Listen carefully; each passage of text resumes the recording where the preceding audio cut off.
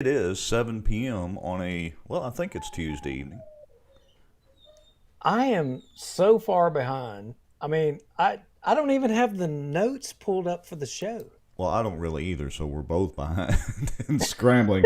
I really have no idea what we're going to talk about other than we're going to talk about the city council, and, the city council. Well, here's what the amazing thing is King David was not even there. I And know, we've he got skipped the out. he wasn't even there, and we got the city council meeting of all city council meetings. Yeah, like How is that possible? the best political sound bites since the Zamboni days, and King David wasn't even there. I would argue that was pre-planned. Well, Darby would have to answer that, I think.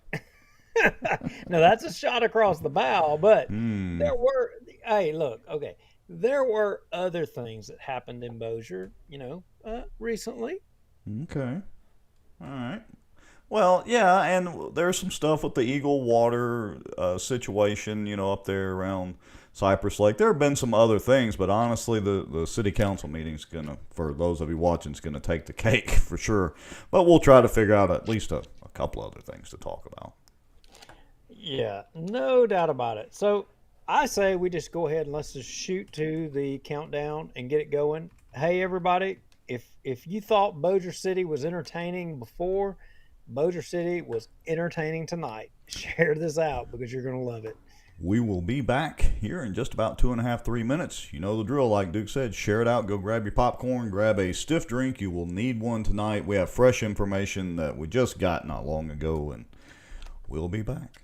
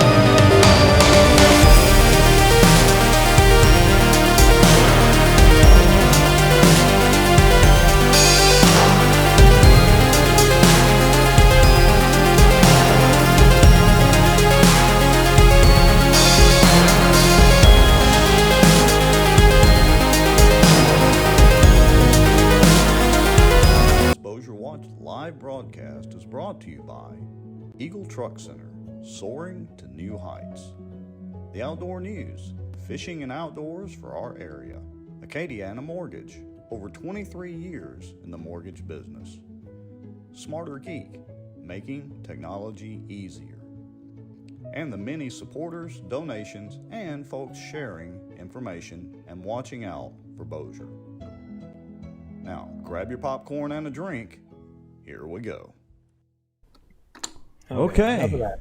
Yep, enough of sharing around. And folks, we would like to encourage y'all, as you know, tag some friends. We say this every time. Tag some friends. Share it out on your Facebook feeds. If you're in some Facebook discussion groups that are around Bossier Parish, or, well, heck, anywhere, it doesn't really matter. Share it out there, too, because you never know who might want to watch and comment along. So, I got to tell you, the Bossier City Council meeting today had me jumping through hoops. I mean, I've been looking up on the IRS, the Fair Labor Standards Act. I ain't did that since I was a Civil Service Board chairman at the Bossier City Fire Department. I mean, wow. they've got me jumping through hoops.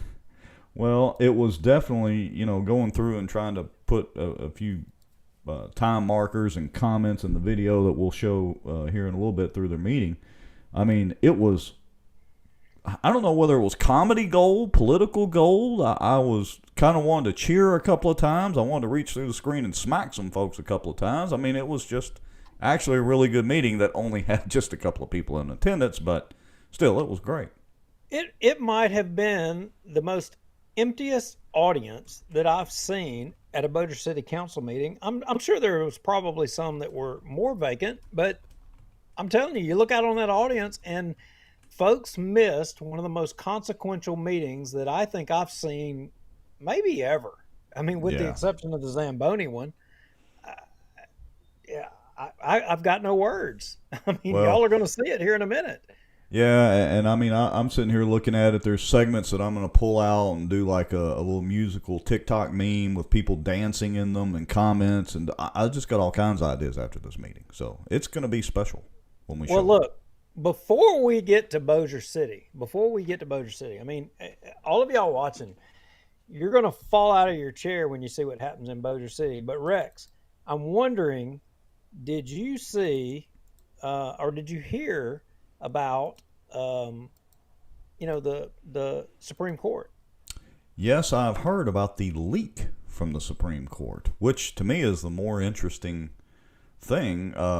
Is that apparently this is the first time any of their draft arguments or whatever have been leaked from the court beforehand. So that's pretty darn interesting. Well, the interesting thing, there is another leak. Have you heard? Oh, I haven't heard that one, and I'm trying to get to where I can share your screen here in a second. But tell me about that.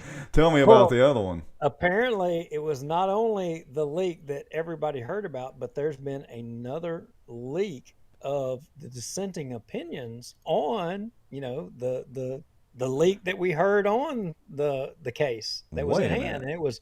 Yeah, it was, the Thomas E. Dobbs, the state of Mississippi versus Jackson Women's Health Organization. Mm-hmm. Yeah, there was a Sonia Sotomayor, the Supreme Court judge. There was another leak. Really? That's very interesting. I had no idea. Let me see if I can. Give me just a second here. Let me see if I can. I always forget because I don't share your screen that much how to actually share your screen out. Hold on. Well, this is hot breaking for everybody, so as it would stand, that there's like all kinds of leaks. And, apparently Sotomayor had a leak, and this was her opinion. Oh, she's demanding blood of the innocent. This ruling will anger mighty Moloch. Death to our crops. Death to our... Oh, that sounds like something she might, right? Wow. Lots of interesting things coming out of SCOTUS today. Boy, the leaks. I gotta tell you, just death to our young. Death. Now, let me play devil's advocate for a minute. And our friend David Johnson, let me see if I can make the comment, goes up here, says the leaker at SCOTUS needs to be run off. But let me play devil's advocate for a minute. If the leak, and seems that the SCOTUS spokespeople have confirmed it, if the leak is a true document, then what does it matter? What does it matter if it was leaked? Other than, the pro-abortion troops could be rallied and, they can protest outside the court. That's going to happen anyway. So, honestly, think about this for a second. the ruling is going to end up being public. Why don't we get the behind the scenes? Everybody, I've heard the arguments from Bongino and all those guys that, oh, well, this could make it politicized. Then they could hire lobbyists. So I'm not saying lobbyists are good and that the justices should be lobby, but they could do that anyway. There's like no law that prevents that. The justices just ignore it like they do now. Well, here's the thing, Rex. I mean, dadgum. Even if the SCOTUS goes the way they're saying they're going to go, if y'all out there want to go kill some babies, you got plenty of states that you're going to be able to go kill babies. I mean, this ain't saying you're not going to be able to. Go if y'all want to go kill babies, go to a state that you can go kill babies. But this is going to let each individual state and the population of each individual state determine their destiny as to whether or not they want to be baby killers or not. Well, but again, I'm circling back to, and I'm not trying to make light of the abortion situation, and you know how I feel about that, of course. I'm, not for abortion unless it's in an extreme circumstance or something like that. But what does it matter if the ruling and the behind the scenes of the Supreme Court is publicized? I mean, somebody maybe that's a lawyer come on here and tell me, because that should be public too. Now, I'm not saying that the justices should have to have debates or conversations or whatever in a completely public setting and all that anyway, but, I'm all about transparency. That's all I'm saying. And this is not going to change we would hope that the draft becoming public would not change the final ruling. Oh, well, we're not going to rule that way now because the document was made public before we actually ruled it. And we might have a lobbyist in here. That's a bunch of crap. I mean, look, the Democrat Party, as much as so to those of you that are African American and you're watching our show, you might take offense to this. Rex, we're going to go where no man has gone before. Are you ready? Drum roll. Let's have some trivia here. Do you remember Margaret Sanger? Yes. And who is one of the most recent presidential candidates who had got the Margaret Sanger Award? Do you remember that? Well, let's see. Was it Hillary? Yes. See there. Hey, I do remember some of my politics. You're on top of your game. I can't get nothing past you. See, I should have challenged the audience. I shouldn't have challenged you. I knew you would have been on top of it. And that's not to offend our audience, but right. What did she say? It was something along the lines of when she was speaking about African Americans, and the Democrat Party embraced Margaret Sanger. I think they're like the only ones that get the Margaret Sanger Award. But talking about African Americans, and they were talking about how cutting down the weeds. Do you remember some terminology about that? Yeah, I can't remember the exact quote, so maybe somebody that's watching can comment if and they'll at least wait a few minutes before you cheat and use Google. I remember something about that, but I can't remember the exact quote. I remember she was not exactly pro black folks or African American or whatever. She was. But Democrats are supposed to be the pro-African American people. I mean, I'm just wondering here. I'm talking out loud. I mean... Oh, that's a long path that we could take up the entire evening. Fortunately, the city council is running interference on that topic. That's right. That's right. So if you're African American and you watch our show, I mean, we appreciate you watching. But look up Margaret Sanger and look up some of those quotes. And which party supports what, and determine whether or not you think you should be on the side of the dissenting opinion to do away with Roe v. Wade. Yeah, good point. Good. Just curious. Good research. Okay. Wait, which David Jones says, which 5? Name 5. Apparently, I've not had enough caffeine today. What 5 are we talking about? Are we talking about the... Name 5 of the 9? Clarify. Name 5 of the 9. I'm lost. I don't know. What did I miss? I don't know. Well, let me put the comment up. Let's see. First, David Jones says, assumed hallowed ground, talking about SCOTUS. Yeah. Then David Jones says, which 5? Name 5. So I'm trying to figure out what 5 he's talking about. But Mike Cummings says the ending of Roe v. Wade will not effectively end abortion. That is true. It's definitely not going to completely end it, but it will definitely put a damper. But Rex, that prompts me to a pretty amazing thing. Now, have you noticed recently, and everybody watching, across Texas, there have been a lot of, and I remember I raised it with one of the candidates for mayor for Shreveport, Jim Talaferro, and I articulated it wrong in the way that I articulated it. But I'm wondering if Bossier City could be an anti-abortion sanctuary city.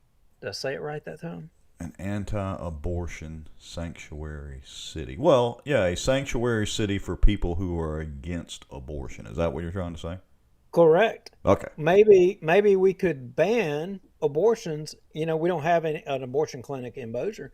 I'm wondering if we could be a pro-life city in Bossier City. Do you think? Maybe our mayor, when he takes time out from defending Manchac and taking selfies, maybe he could put forward an ordinance or make a proclamation. Isn't that what mayors do as well?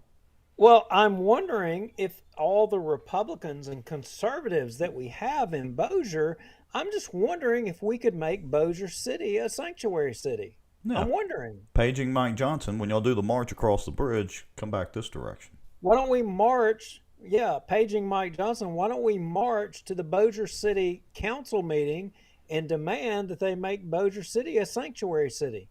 Yeah, why don't we do that? And I'm not making fun of the Right to Life March. It is a good effort and all that kind of good stuff. Not. But I am making fun of Mike Johnson, but not the Right to Life March. Yeah, Mike Johnson. Anyway.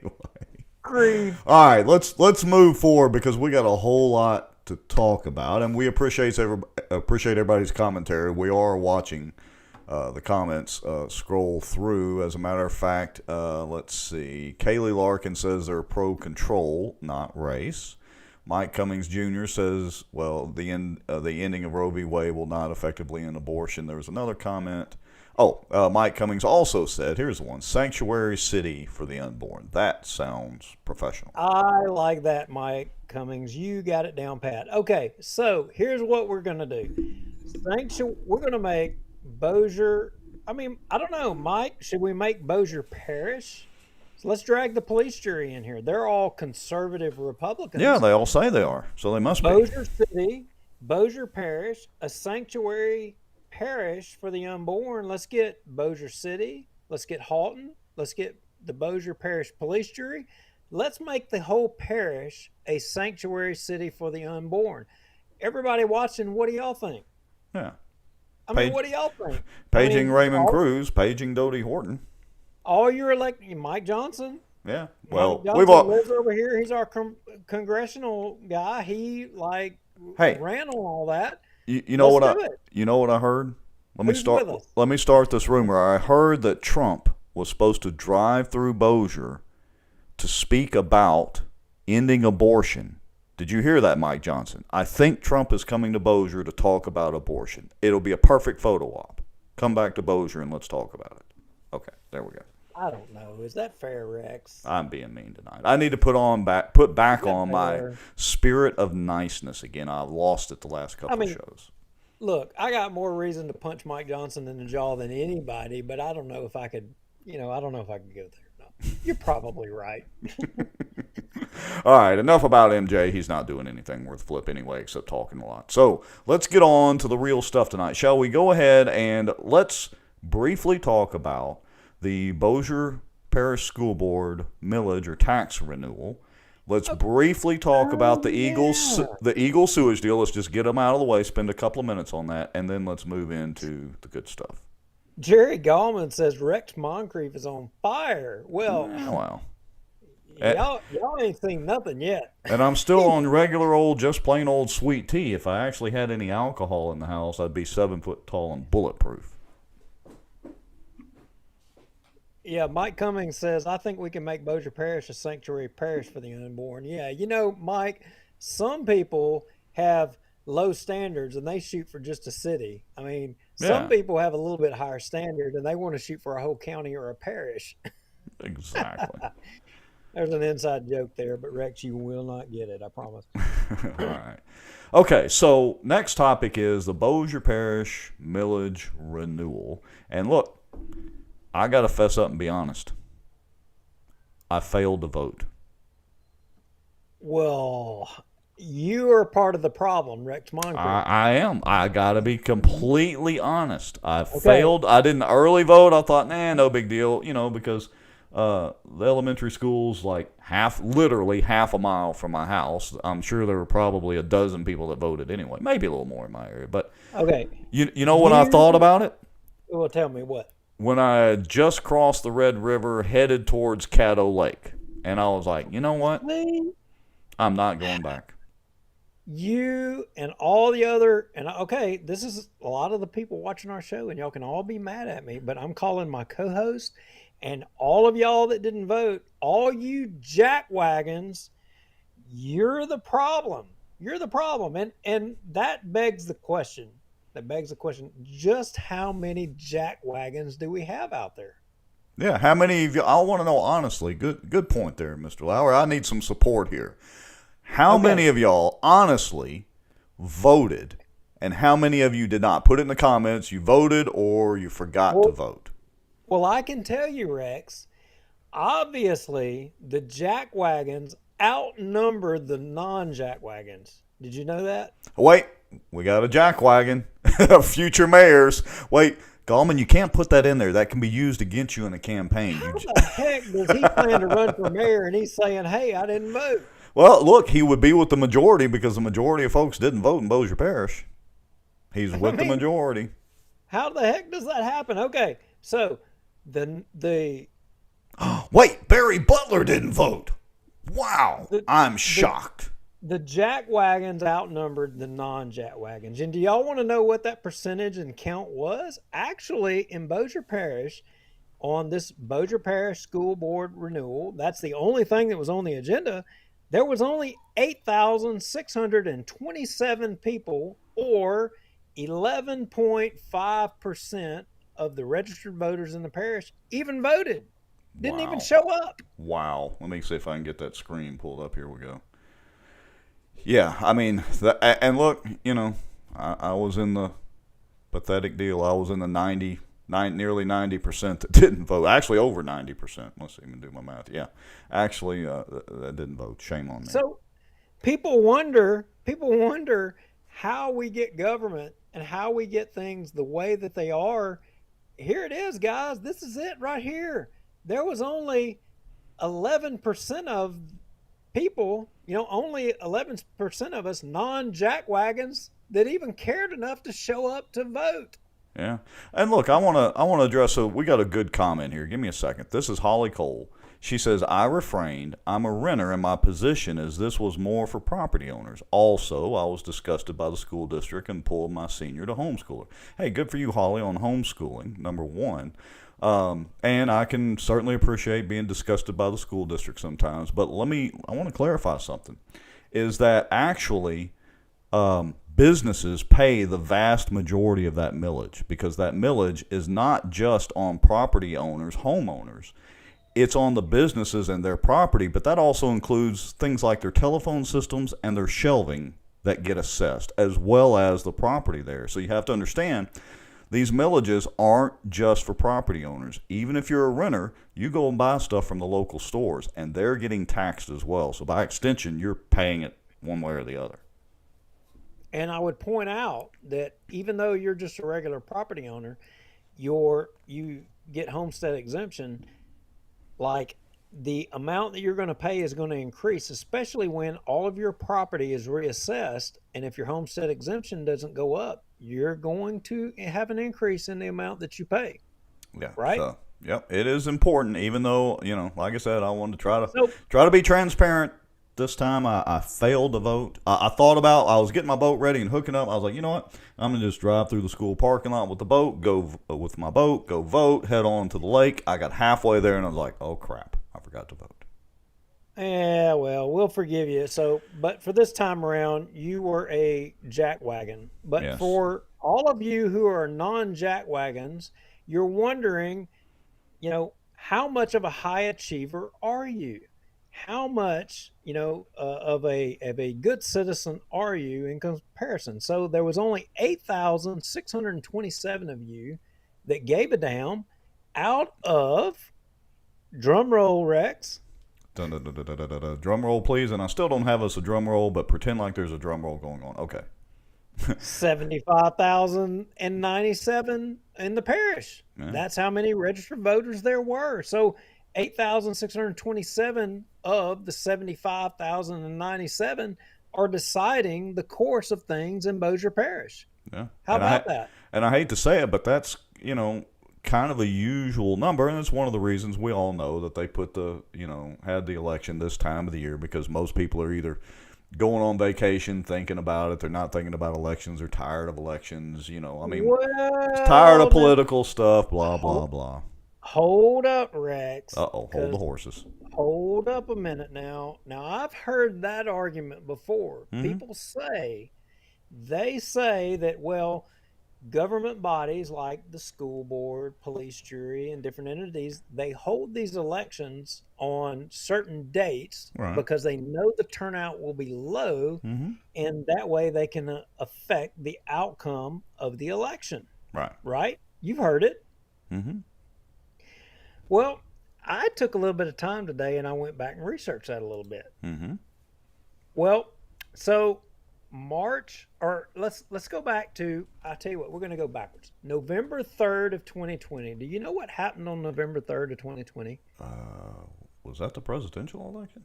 That was it. Yeah, okay. That was it. I can't get nothing past you. Well, and I was sitting there typing something else, so I was like, I had to think about it for a second. Do you know how many people voted in November 3rd of 2020?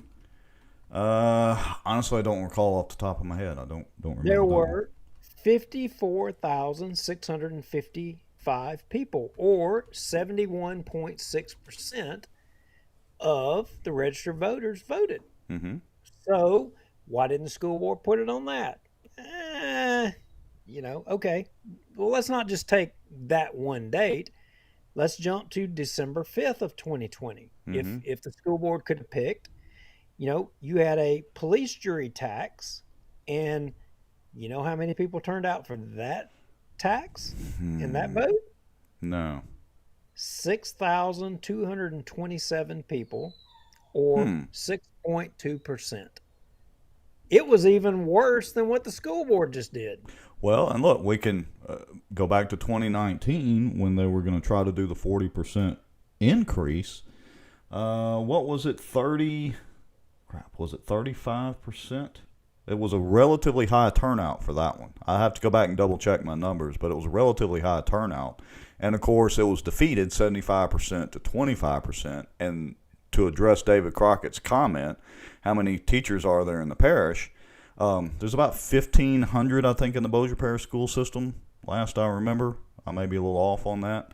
But when you did the math from the 2019 tax increase failure, the 25% that voted equaled about the number of teachers plus a spouse and maybe a few family members.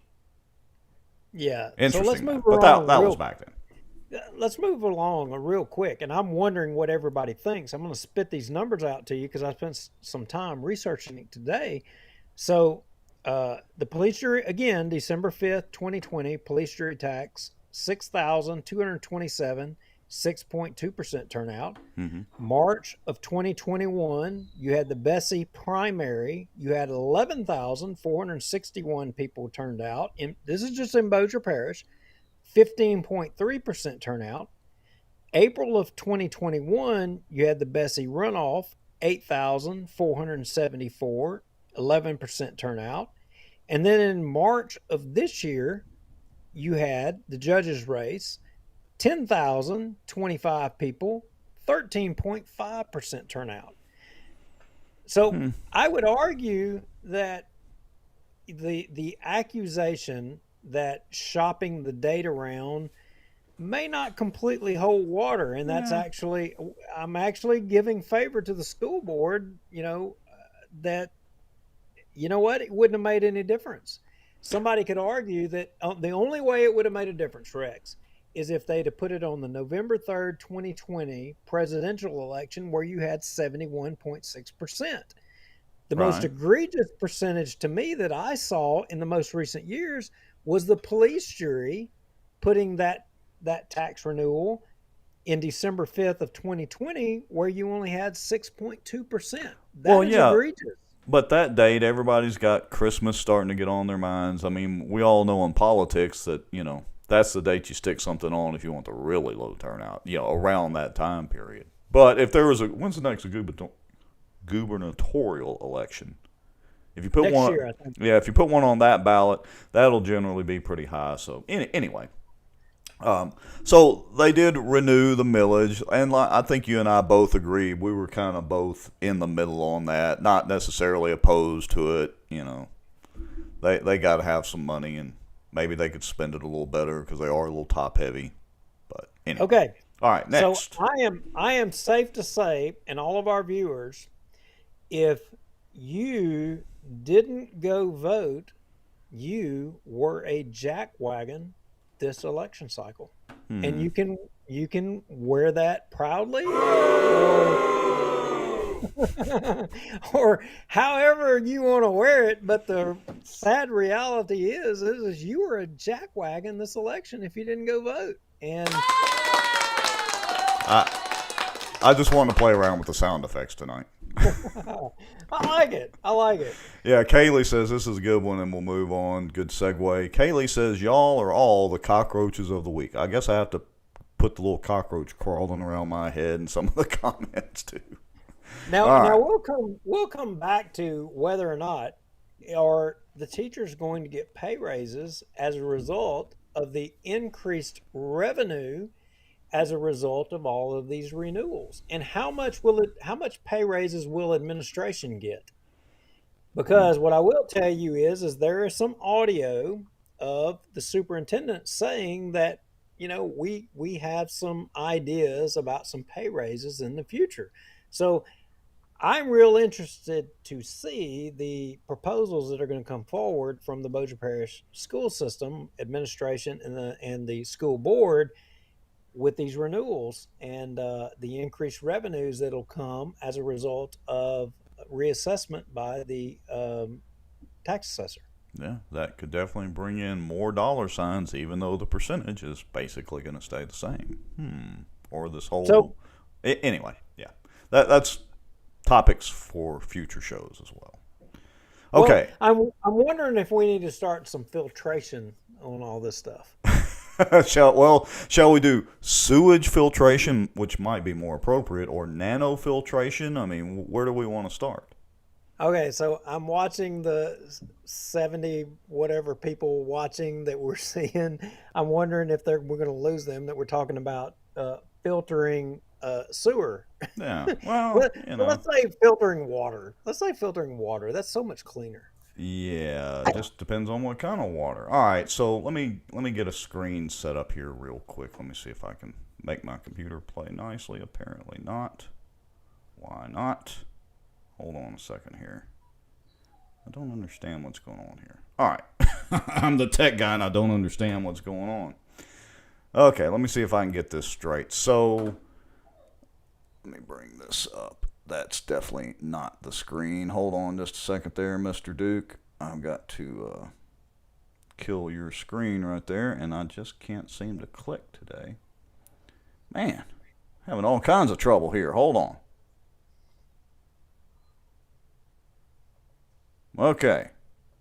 Have my screens all jacked up there.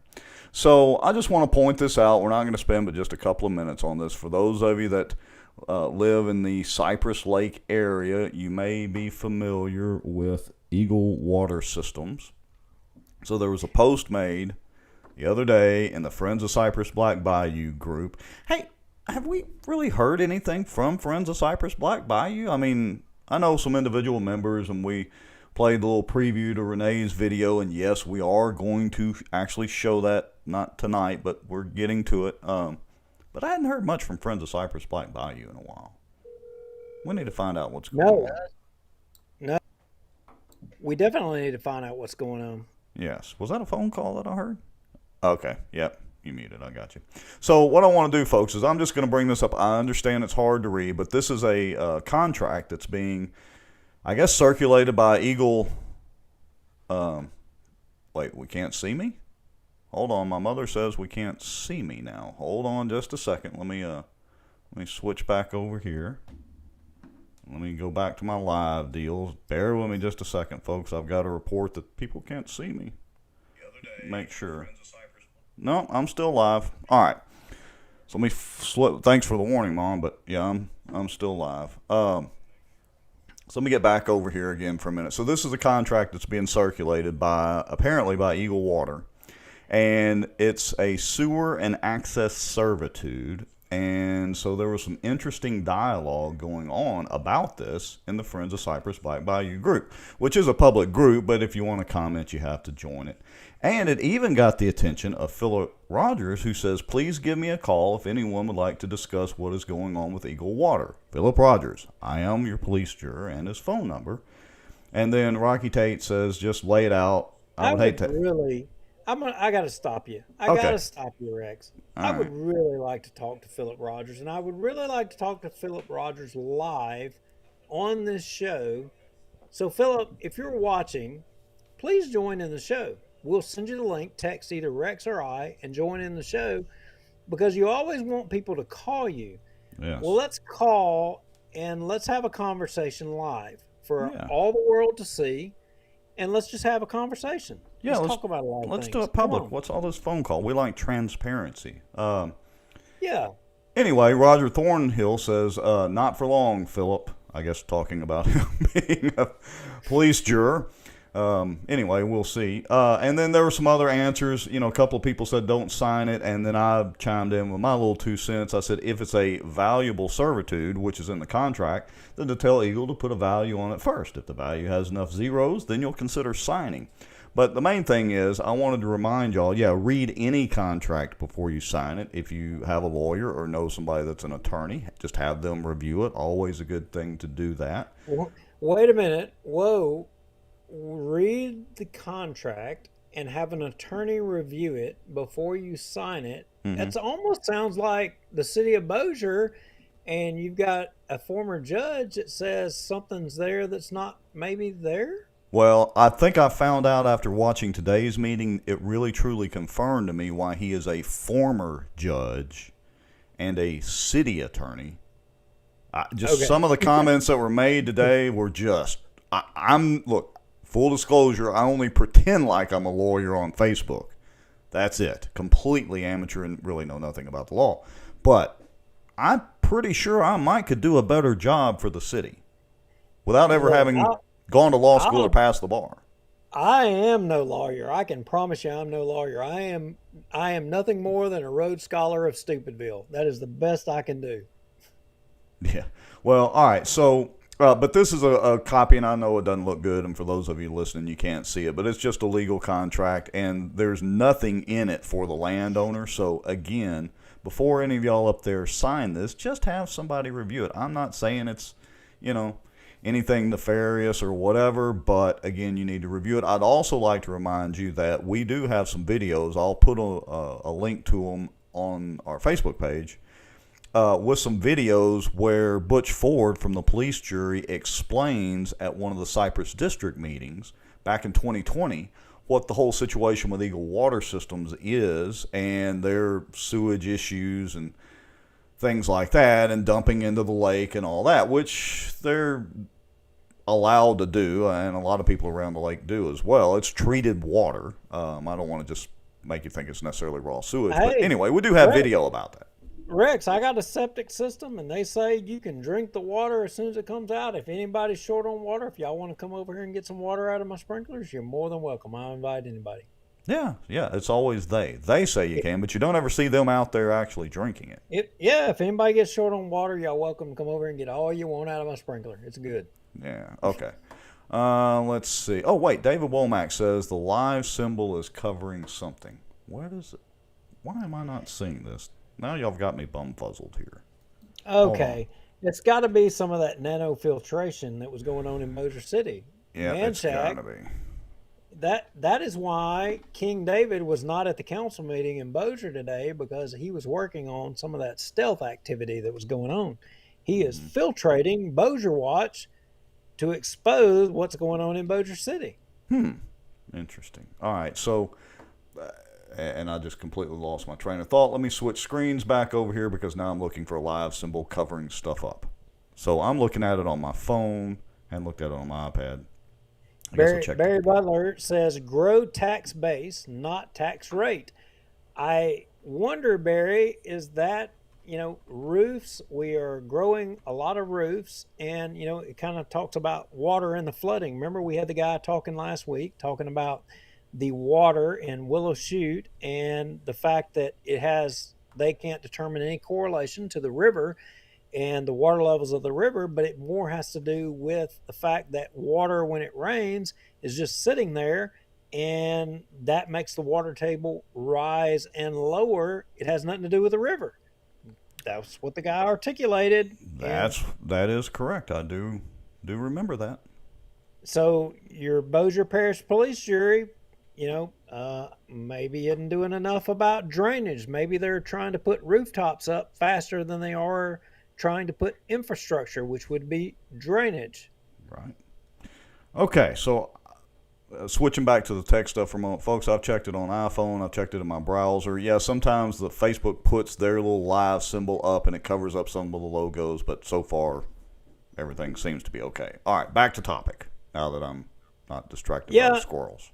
It may be Facebook is, here's the thing. We have a lot of viewers. So like y'all that are watching on Facebook, you can't see everybody that's watching, but we can see that. And I don't even know what the number is of the folks that are watching on Facebook, but there is a greater number of people that are watching the show, but they're watching from other platforms. So this could be an example to you of, you hear people talk about being, what is it, Rex? What's that word? Not throttled, but censored. Right. It could be that Facebook, because we started talking about making a joke about Sotomayor and another leaked thing, they may be throttling us. It's possible. You never know. And we are on other platforms and have the ability to go there. So if something happens to Facebook one day, we've talked about it before, we're on a lot of other platforms. Just go to bossierwatch.com or bossierwatch.org. You'll be able to find us anyway. Okay. Heather says full screen mode removes the live. Good point there, Heather. I can't control everybody's screen sizes and resolutions and all that. And David Womack reminds us he's watching the stupid show. Okay. David Womack, I gotta tell you, you're watching the stupid show. How about that? He remembered. But all right, I don't think we're gonna coin ourselves as the stupid show tonight. I think we're going to coin ourselves as we're like watching CNN. Maybe CNN, or maybe As the World Turns, or one of those soap operas from back in the day when I was a kid. It's gotta be. Gotta be one of the other. Nano filtration. So David Womack, you being an engineer, construction guy, all this kind of crap, you can dig this. Bossier City. So how many folks in Bossier City are familiar with nano filtration? Rex, you're in Bossier City. You familiar with nano filtration? I mean, yeah, I know what it means. I didn't know, I didn't know the context of its usage in Bossier until, watching the city council meeting today. Well, did you know that you're paying $400,000 more to study that crap? Well, like I said, I didn't know that until today. Well, apparently this thing started somewhere, I don't know, maybe 2018 or something like that. I mean, we've been studying nanofiltration for a while. This has been ginning on for quite a while. Apparently rock on with it. Yeah, so I don't know what I've got going on here. Folks are probably wondering, how did we get on nanofiltration? Well, it was a topic of conversation, among other things, at the Bossier City Council meeting today. Right. And so nanofiltration is a process. I don't know. I mean, I'm not an engineer. I'm not educated on it.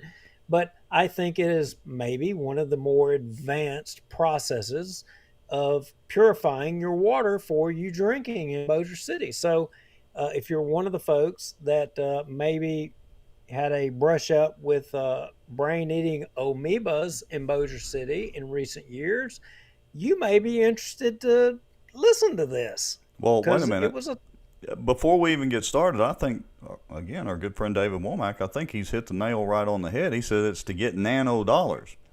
But on the flip side, that would be little itty bitty dollars. They're going after big bucks, David. So that's the only problem with that theory. All right.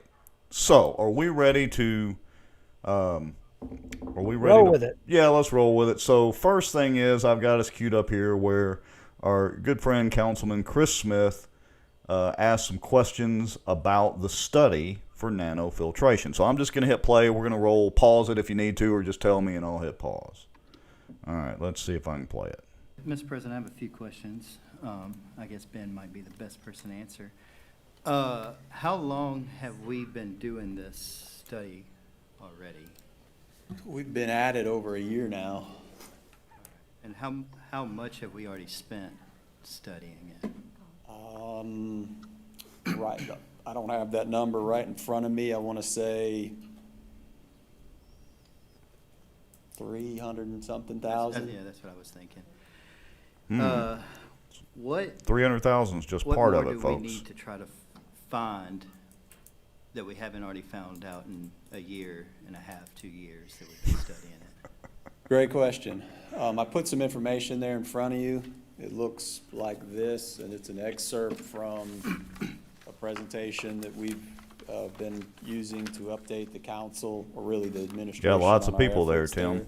Lots of people. And it's a lot of technical data. I'm going to try to go quick and consolidate it. But the first page of that, and Chris, just kind of goes to your question, what are we doing? And this particular graph shows kind of. All right, so I'm going to pause it for a second. So Barry Butler did ask the question, what is the benefit of nanofiltration? And Barry, if I remember right, Ruttenbuck or Ben doesn't really get in, I think, really to the benefits of it, but he kind of explains it. So I'm going to let this roll for, another 30 seconds or a minute so we all know where our $300,000 is going. Oh no, you're not talking about 300. You're talking about 300 prior to today. We're wanting to increase it by 400, which, if I'm understanding correctly, will put you to a total of 700,000 just to study this crap. Correct, but that's from this point forward, which was a whole other discussion with the city council on another matter. Well, it involved Manchac as well, but anyway, we'll get to that too. So I'm gonna hit play and let him kind of roll on for a second. Maybe I'll put this at 1.5 speed. The initial study, and what you're looking on here, you'll see TOC, that's total organic content, and then DOC, that's dissolved organic content. And we're taking those readings from raw water all the way through the pilot. And you can see where it says filtrate, and you see ND in there, that means non-detect. So when we were running our water through the membranes that we had out there, spiral wound nano filter, we were getting non-detect organics, which is exactly what we were hoping to see. So the initial study was very favorable to using nanofiltration. So the next slide, Chris, in council, is kind of an overview of exactly what we're trying to accomplish by this effort. And concentrate on the graph there on your right side of the page. And what you see, that sort of orange line decreasing over time, that is the chlorine, the residual chlorine in Bossier's water over a 15-day period. And so what we're doing is taking this filtrate coming out of the nano filter, and we're sampling it for disinfectant byproducts over that time period.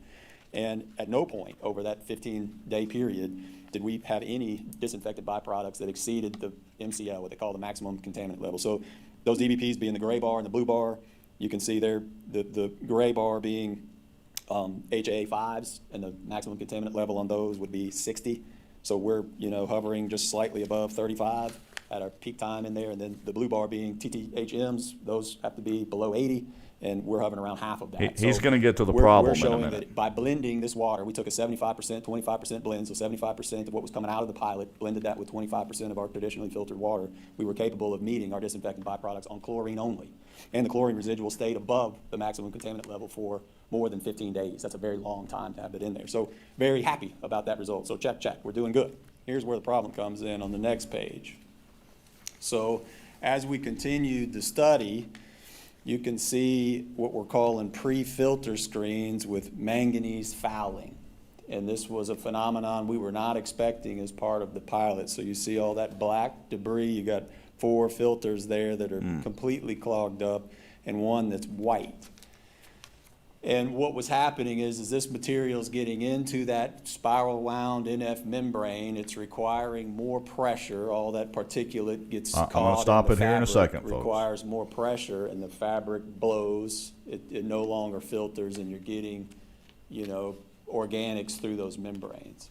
All right, I'm going to stop it right there. So that's a pretty good summary. And y'all let me know, do y'all like hearing Ben at regular speed, which was right then, or at time and a half, which is where he was really rolling through it? But anyway, that's a summary of what's going on. Go ahead, Duke. So he's talking about the pressure's increasing and blowing the filters out, which means maybe the system isn't big enough to handle because it's occluding with, did I hear him right? Did he say manganese or something? Or Yes. there's this product building? Well, that makes me wonder. I mean, obviously we're having to create more product and we're having occlusions or whatever. Well, dang. Somebody must have designed the system wrong or something, right? Well, I maybe. mean, am I missing something? Maybe so, but there is. Well, I think part of it has to deal, and again, I'm no expert in all this, but part of it probably has to deal with a lot of the. Well, I guess at the plant there that wouldn't matter because it wouldn't be at the end of the line. So yeah, something's not right now. There is a study by Texas that explains the difference in a free chlorine system and a chloramine system, which has ammonia added to it. That explains some of this. I'll try to remember to link it in the comments just in case people want some toilet reading. Well, I got one for you. I mean, look, Ben seems to be a nice guy, and a lot of people articulate that he is this great guy, articulate and all this.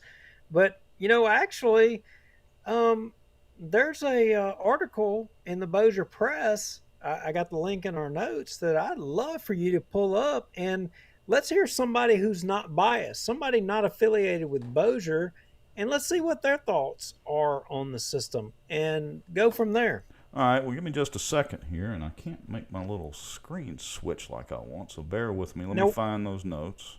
Now, for all of y'all watching, we're going to take you for a walk down memory lane. Now, you hear Ben Rauschenbach, the engineer for the city of Bossier, for 40 hours a week. And he's also an employee of Manchac, who is articulating that they started having these problems out of this particular chemical occluding the filters and blowing the filters out. You just heard him say it. But interestingly, not too long ago, there was an article that come out in the Bossier Press Tribune, and it came out by none other than a person who was affiliated with. How many of y'all have heard of Erin Brockovich? You heard of Erin, Rex? Yeah, there was a movie about Erin Brockovich. I'm trying to remember the name of it off the top of my head. And who was it? Oh, Julia Roberts. Wasn't that the actress that played? She played Erin Brockovich, and it talked about people hiding, or some company that was, contaminating the water, and some city, I think in the Midwest, and hurting everybody. The interesting thing to this article, and this guy came to the VFW Hall in Bossier and gave a speech, and this happened when, remember, maybe it was around 2018, we had the brain-eating amoeba that showed up in Bossier City. Remember that? Yes, I do remember that. Yeah, so this representative of Erin Brockovich or what have you, and I think if you went to the 8th paragraph where it says you already have, right there, you already have a state-of-the-art $81 million water drinking plant in the community.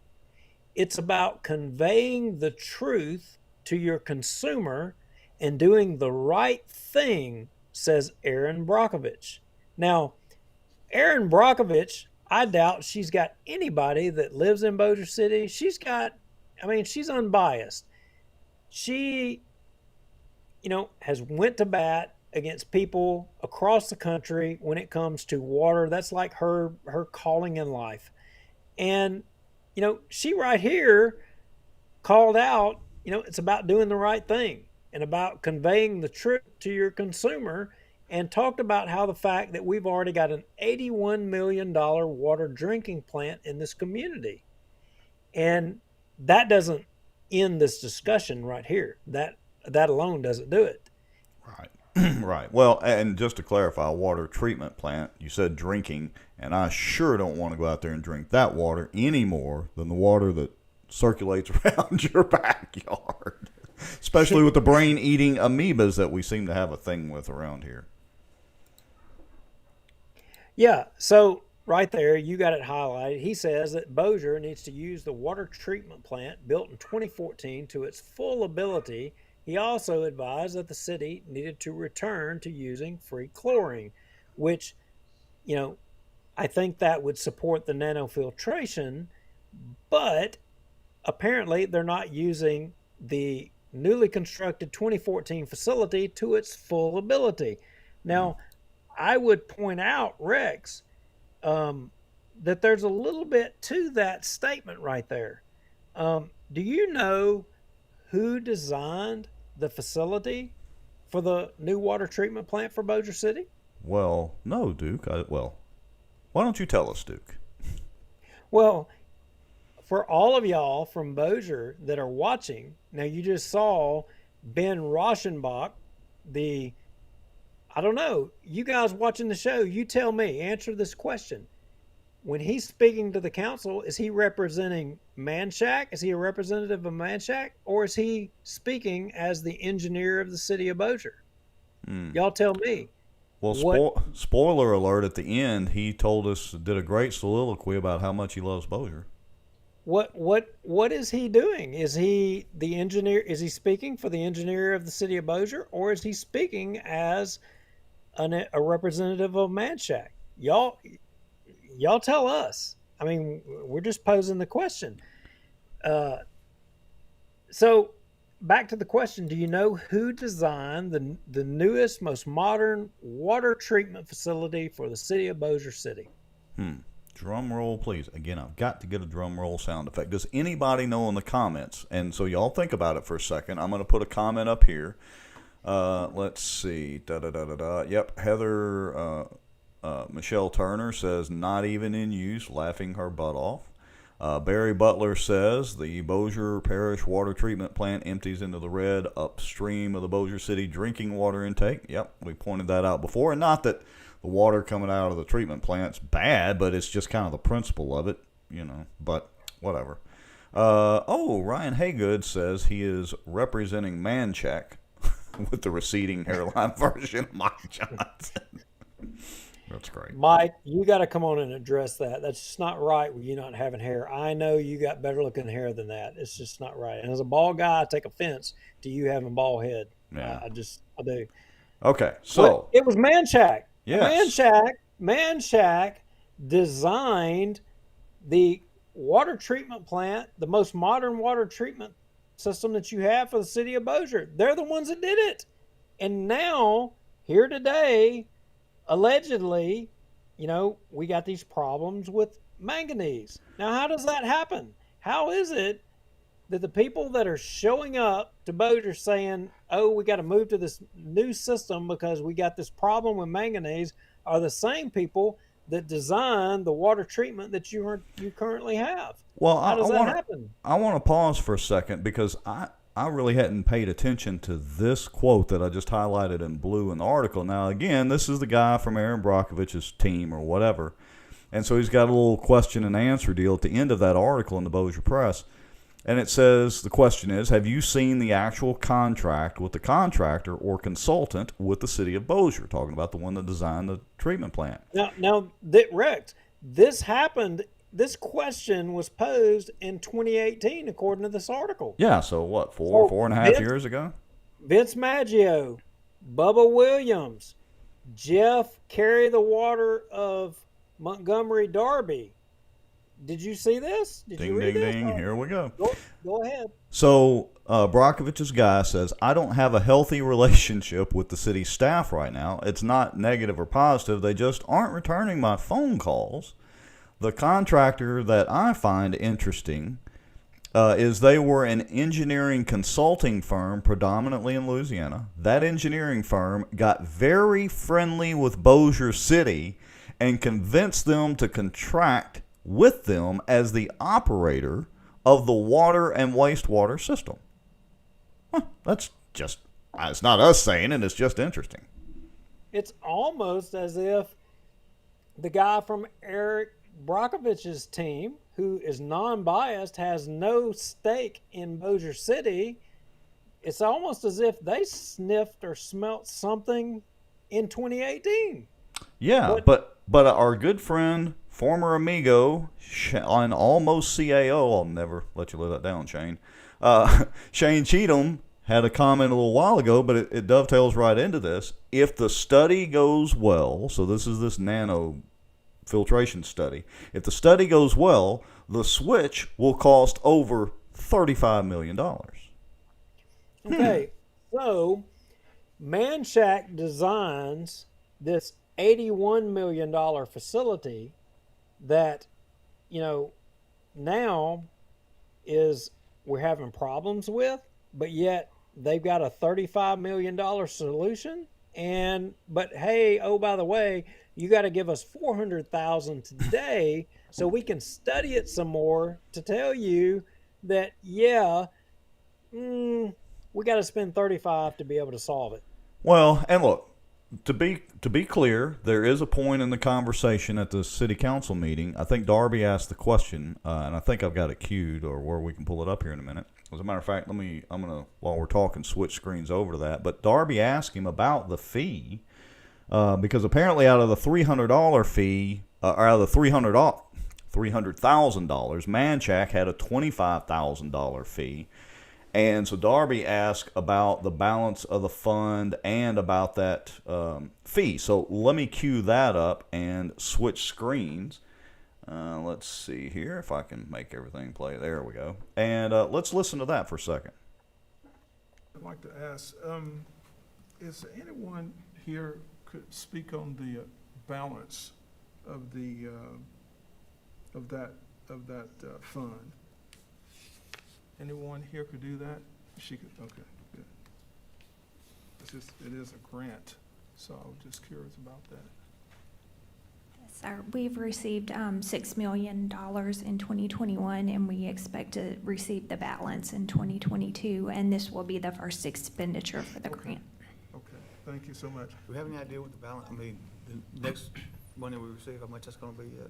It'll be right around 13. Okay. And All right, I'm going to let it play. Rockenbach, Wait a minute. Whoa, Manchac. hold Well, up. Hold the horses. Hold up. Did you hear that? Lukenbach, Texas. Rockenbach. No. Do we have a new name for Ben? He didn't call him Ruttenbuck. No. He called him Rockenbach. Rocking Buck. Oh. Rockin' Buck. Well, that's close enough. He called him Rockin' Buck. And right now I'm having a complete mind blank. Sorry, Ben, to remember his actual correct last name because we all have all these nicknames. All right, so let's play this on. Then we're going to back up and hear a question from Chris Smith. Everybody moving forward, he is now known as Rockin' Buck. He's not Ruttin' Buck. He's Rockin' Buck. He's rocking. Poor Ben. He's not going to know his own last name after watching our show. Okay, here we go. has been in place on this project previously. Yes, So sir. how much fee have you guys generated? This one is 25,000. So to date, how much have you generated? Do you know? I should have been better prepared for that answer, but I don't have it in my back pocket. I can by next meeting. He doesn't have it in his back pocket because probably the piece of paper wouldn't fit in his back pocket. Folks, remember this term, golden goose. Just remember that for the rest of this meeting. The golden goose, or golden parachute, or golden goose. Bossier City, the golden parachute, or golden goose. Yeah. All right. I'm gonna back up though. So we're gonna back up about 4 minutes into the meeting because I actually skipped something. Chris Smith was on a roll today, asking some questions, and let's go back and see what Councilman Chris Smith had to say. So let me back us up here. Here we go.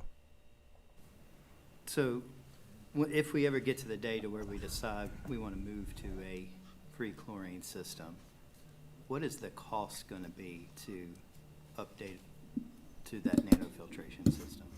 Great question. I can't answer that at this point. That's part of what we're looking at doing. It's other people's money. It's OPM, so I don't know. It's just going to cost a bunch. OPM, the sky's the limit, baby. OPM. Look, I got to give Ben credit. He does this so well.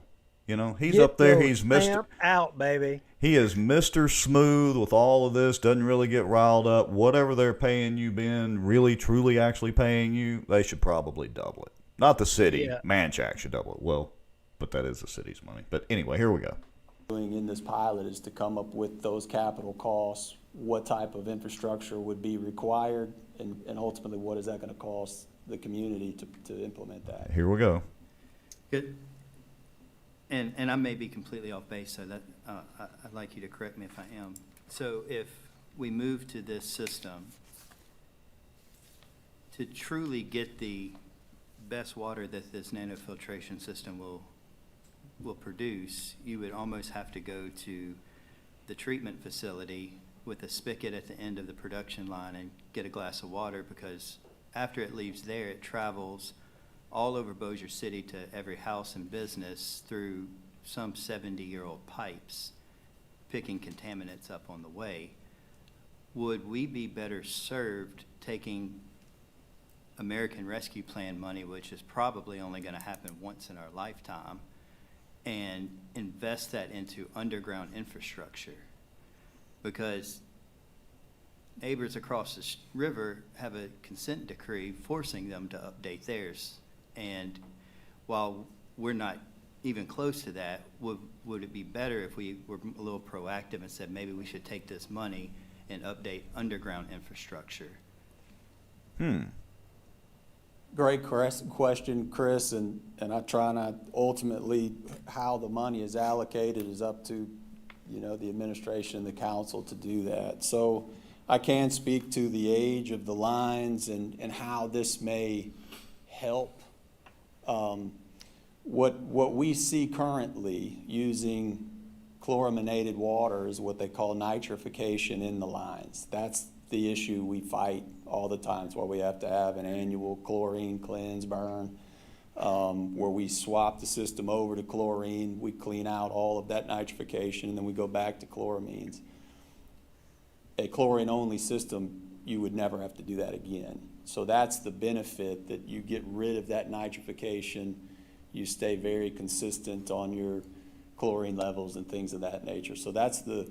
All right, I'm going to pause it there. So, see there, folks, not only do we talk about the sewage of the political happenings around Bossier and Bossier Parish, but we're actually talking about, well, real sewage stuff today. Yeah, so, look, he is like getting down in the weeds. He's starting, Chris Smith is asking some detailed technical questions, and he's starting to technical him with engineering stuff. Right. I think, let's get back to the basic thing of this. So we've got this system that we spent $81 million on here earlier, designed by Manchac, and now we're having to change up because it's not working. We're having a problem. We've got some other contaminant, and we got to go to something else. Right. Why are we having this problem? I thought we fixed that already. So what I would, all right, how do I make this transition? Well, spit it out, Duke. You can do it. Okay. Let me tell you guys a story. And here's the story. And Rockenbach, if I'm incorrect here, you're the city engineer or a representative of Manchac, whatever hat you wear, and Councilman Bubba Williams, I'm going to say you, Councilman Darby, or Councilman Maggio. Well, since King David was not present, I'm going to leave him out. But for any of y'all, if you want to text me or chime in here, by all means, say that I'm wrong, accuse me of lying, whatever you want to do. I mean, or being CNN if you're a police juryman. Do what you want to do. I don't care. But So the owner of Manchac, Justin Haydale, what a lot of you don't know is he formerly worked for a company called, Camp Dresser, otherwise known as CDM. CDM had a contract with the city of Bossier to design a water treatment facility. Imagine that. And CDM got into this legal tiff with the city of Bossier, and sources say that their information was less than accurate, and their data submitted to the city wasn't accurate, and it ultimately ended up and resulted in, and some of you that have lived in Bossier for all this time may remember this, that there ended up being 2 water rate increases. Do y'all remember that back around 2018, 2014, 2018, sometime in that time frame? And it was a result of the same inaccurate information. Now you say, well, what does that matter to the fact that this guy named Justin Haydale worked for this company called CDM or Camp Dresser? Well, as it would turn out, when the city had determined that Camp Dresser had this, inaccurate data or whatever, this guy named Haydale apparently that worked for Camp Dresser and was a part of all this, starts his own company called Manchac. Next thing you know, he's got the business to design the water treatment for Bossier City. He's got the contract. He's got the contract. And now fast forward today, our, homegrown person, Rottenbuck, formerly known as Rottenbuck, but now Rockenbach, by way of Councilman Darby, is proposing that we, start pushing the limits of $1 million on studying a new system for water treatment, because the one that we have is not filtering out all the contaminants. That's odd. You would think for 80 something million dollars, it would filter pretty good. I mean, it's not that old, but who knows? Barry Butler says it sounds like the Parish sewer district woes. Yeah, it has a similar ring to that, doesn't it, Mr. Butler? I'm looking on the manchacgroup.com website on their about page, and it doesn't mention anything about their history. It's just got pictures all along. Well, I'm wondering if the city engineer, what he thinks. I'm wondering if the city engineer thinks we should follow the recommendations of Manchac. What do y'all think? The people watching the show, do y'all think that the city engineer thinks that we should follow the recommendations of Manchac and, nanofiltration? I'm just wondering. And, I've got some invoices queued up, Rex, cut 9, 10, and 11 of billing for nanofiltration. And I don't think we have to go there, but I got some questions on those particular invoices because from month to month, it shows some differences in the billing amount, and I don't think that it adds up to me. I got some questions on it. Well, I'll tell you what. I'll pull up these screens. Hold on. Let me hit publish in live mode. So that's cut 9. That's one of them. Let me see if I can stack them. I don't know how big they are. Well, that's not going to be nice, but let's see. So there's a couple of them there.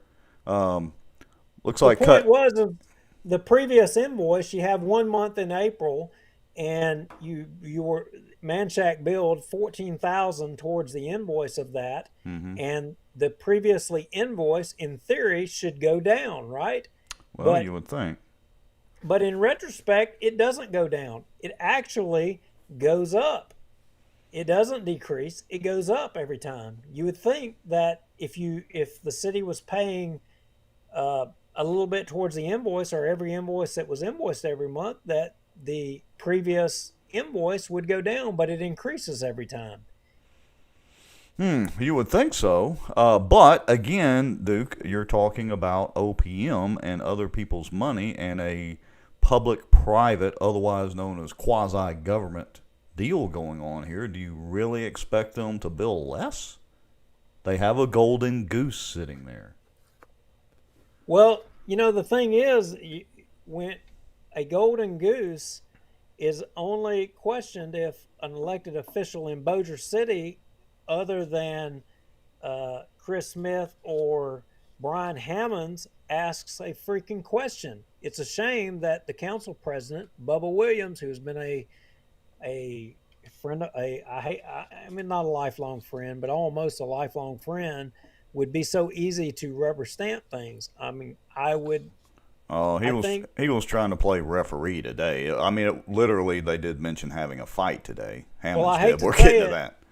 I think some people who have been longtime friends are too close to this and have not asked or did their duty in asking enough detailed questions. Yeah, I'll agree with that. Yeah, and we'll get to some of that. I'm putting some of the comments up from Heather Michelle Turner. She was aware of some of the following. The money I just had, our good friend Matt Kay says CDM Smith handled the consent decree on the water system in Shreveport. The same messed up underground pipes in Shreveport that Chris Smith was referencing. Yeah, same company. Kara, your wife, of course, says Manchac handling both areas is like using the same divorce attorney. And, hey, looky here. You're getting credit from the future mayor already. Duke is hitting this out of the park. You would think Justin would have learned from his mistakes, or does the council not looking into the projects? No, they're generally not. Look, Justin, they're not looking. I'm sorry. You've got a couple of councilmen that are looking. The rest of them, they're not. They got this thing on cruise control, and I'm sorry, Bubba, you're not looking. You're not. You have your rubber stamp out. You're not reading anything. You're just checking a box. Yeah, and Darby, I hate to say it, but Darby's doing the same thing. He did it today. Well, and look, it kind of segues into Carrie Siska's comment here. Wonder why the City of Bossier Accounting Department hasn't caught on to this. Well, probably the same reason the City Council, or the majority of the City Council, hadn't caught on to it. They're probably not asking questions. Or if they do, they probably get shut down by King David. But y'all, there's over 70 something of y'all watching right now. We're only on Nano Filtration. Yeah, we ain't got to the good stuff yet. We ain't even got to the good stuff. Y'all are going to check out. Y'all are going to check out. You're going to be jackwagons, and you're not even going to vote. You're not going to be here. You're going to leave because you've had enough. Hey, I didn't vote. I'm still here. You are here. I'll give you credit. I got to run the software, so we have no choice. So tonight you speak for the jackwagons, and I speak for the people who voted. Since I voted, you didn't.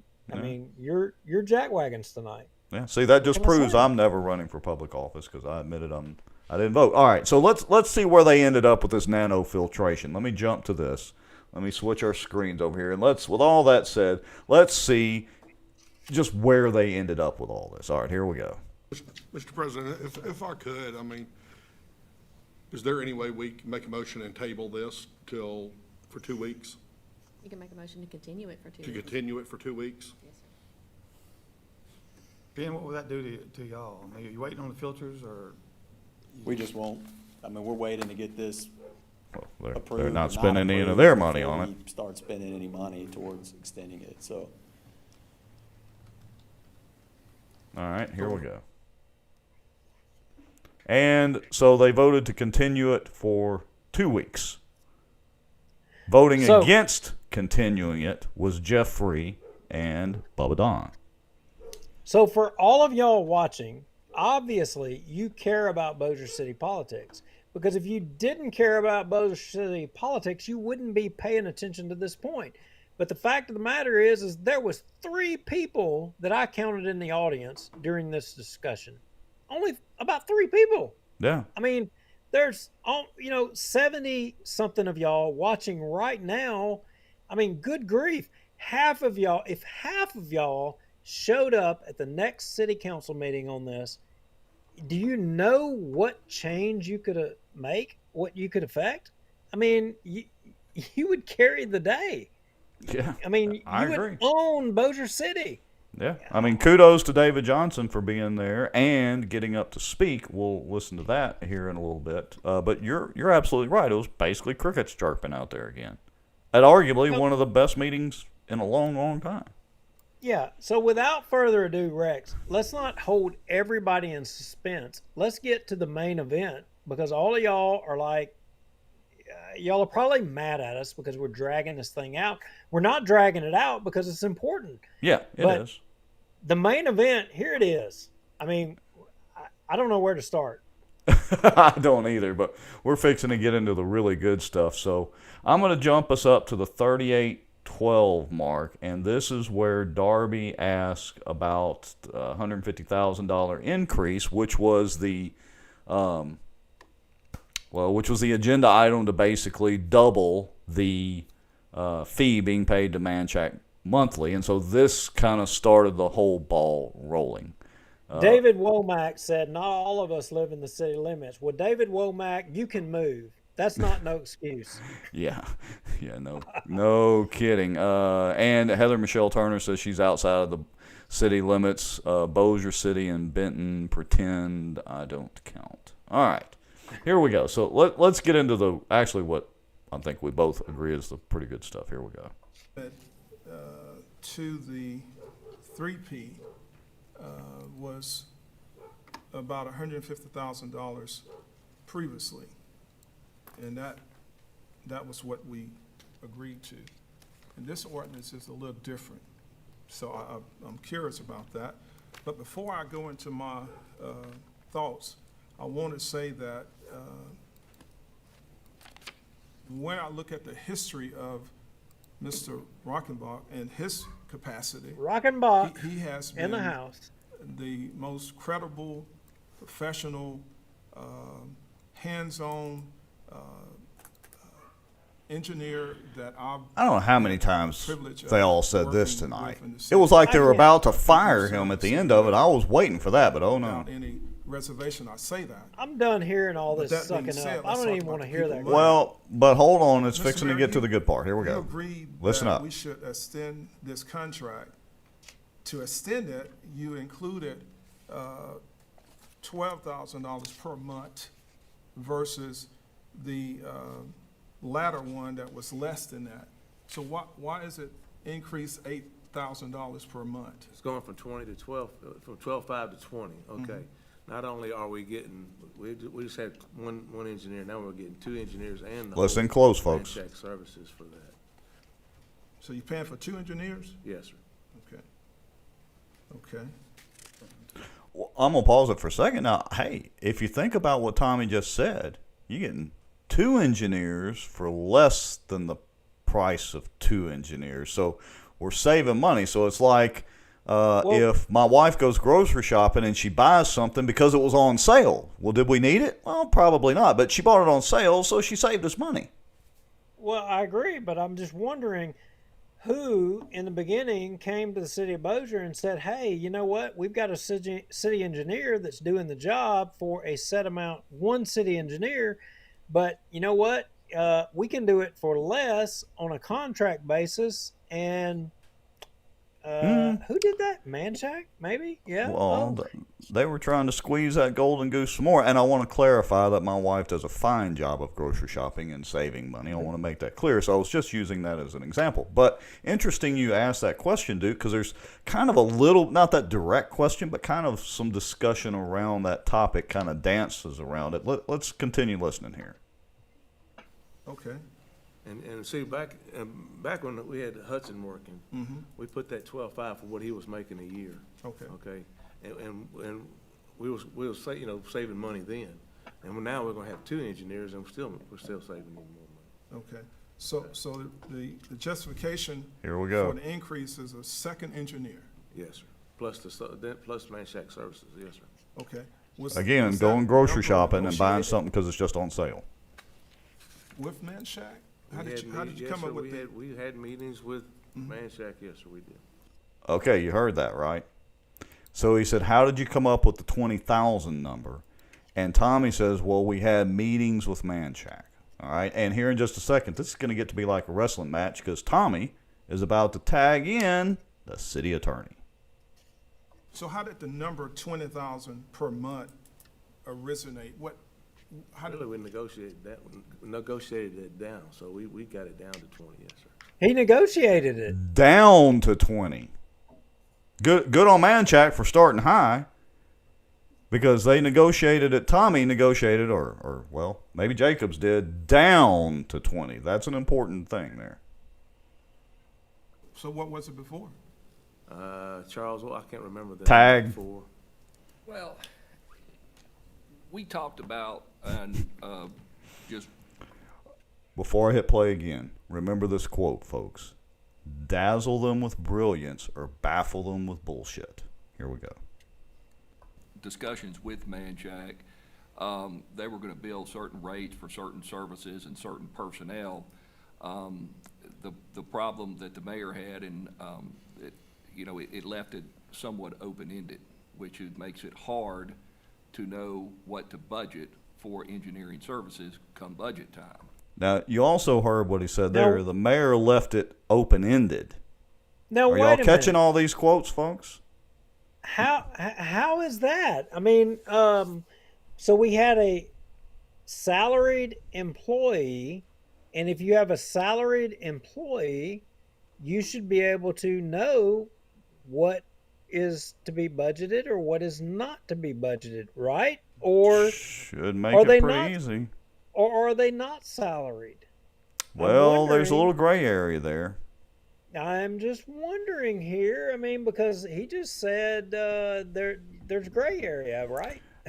And I just want to remind anybody watching that happens to be involved in politics, there are some quotes in here that are just political gold. All right. Do we have some IRS issues here?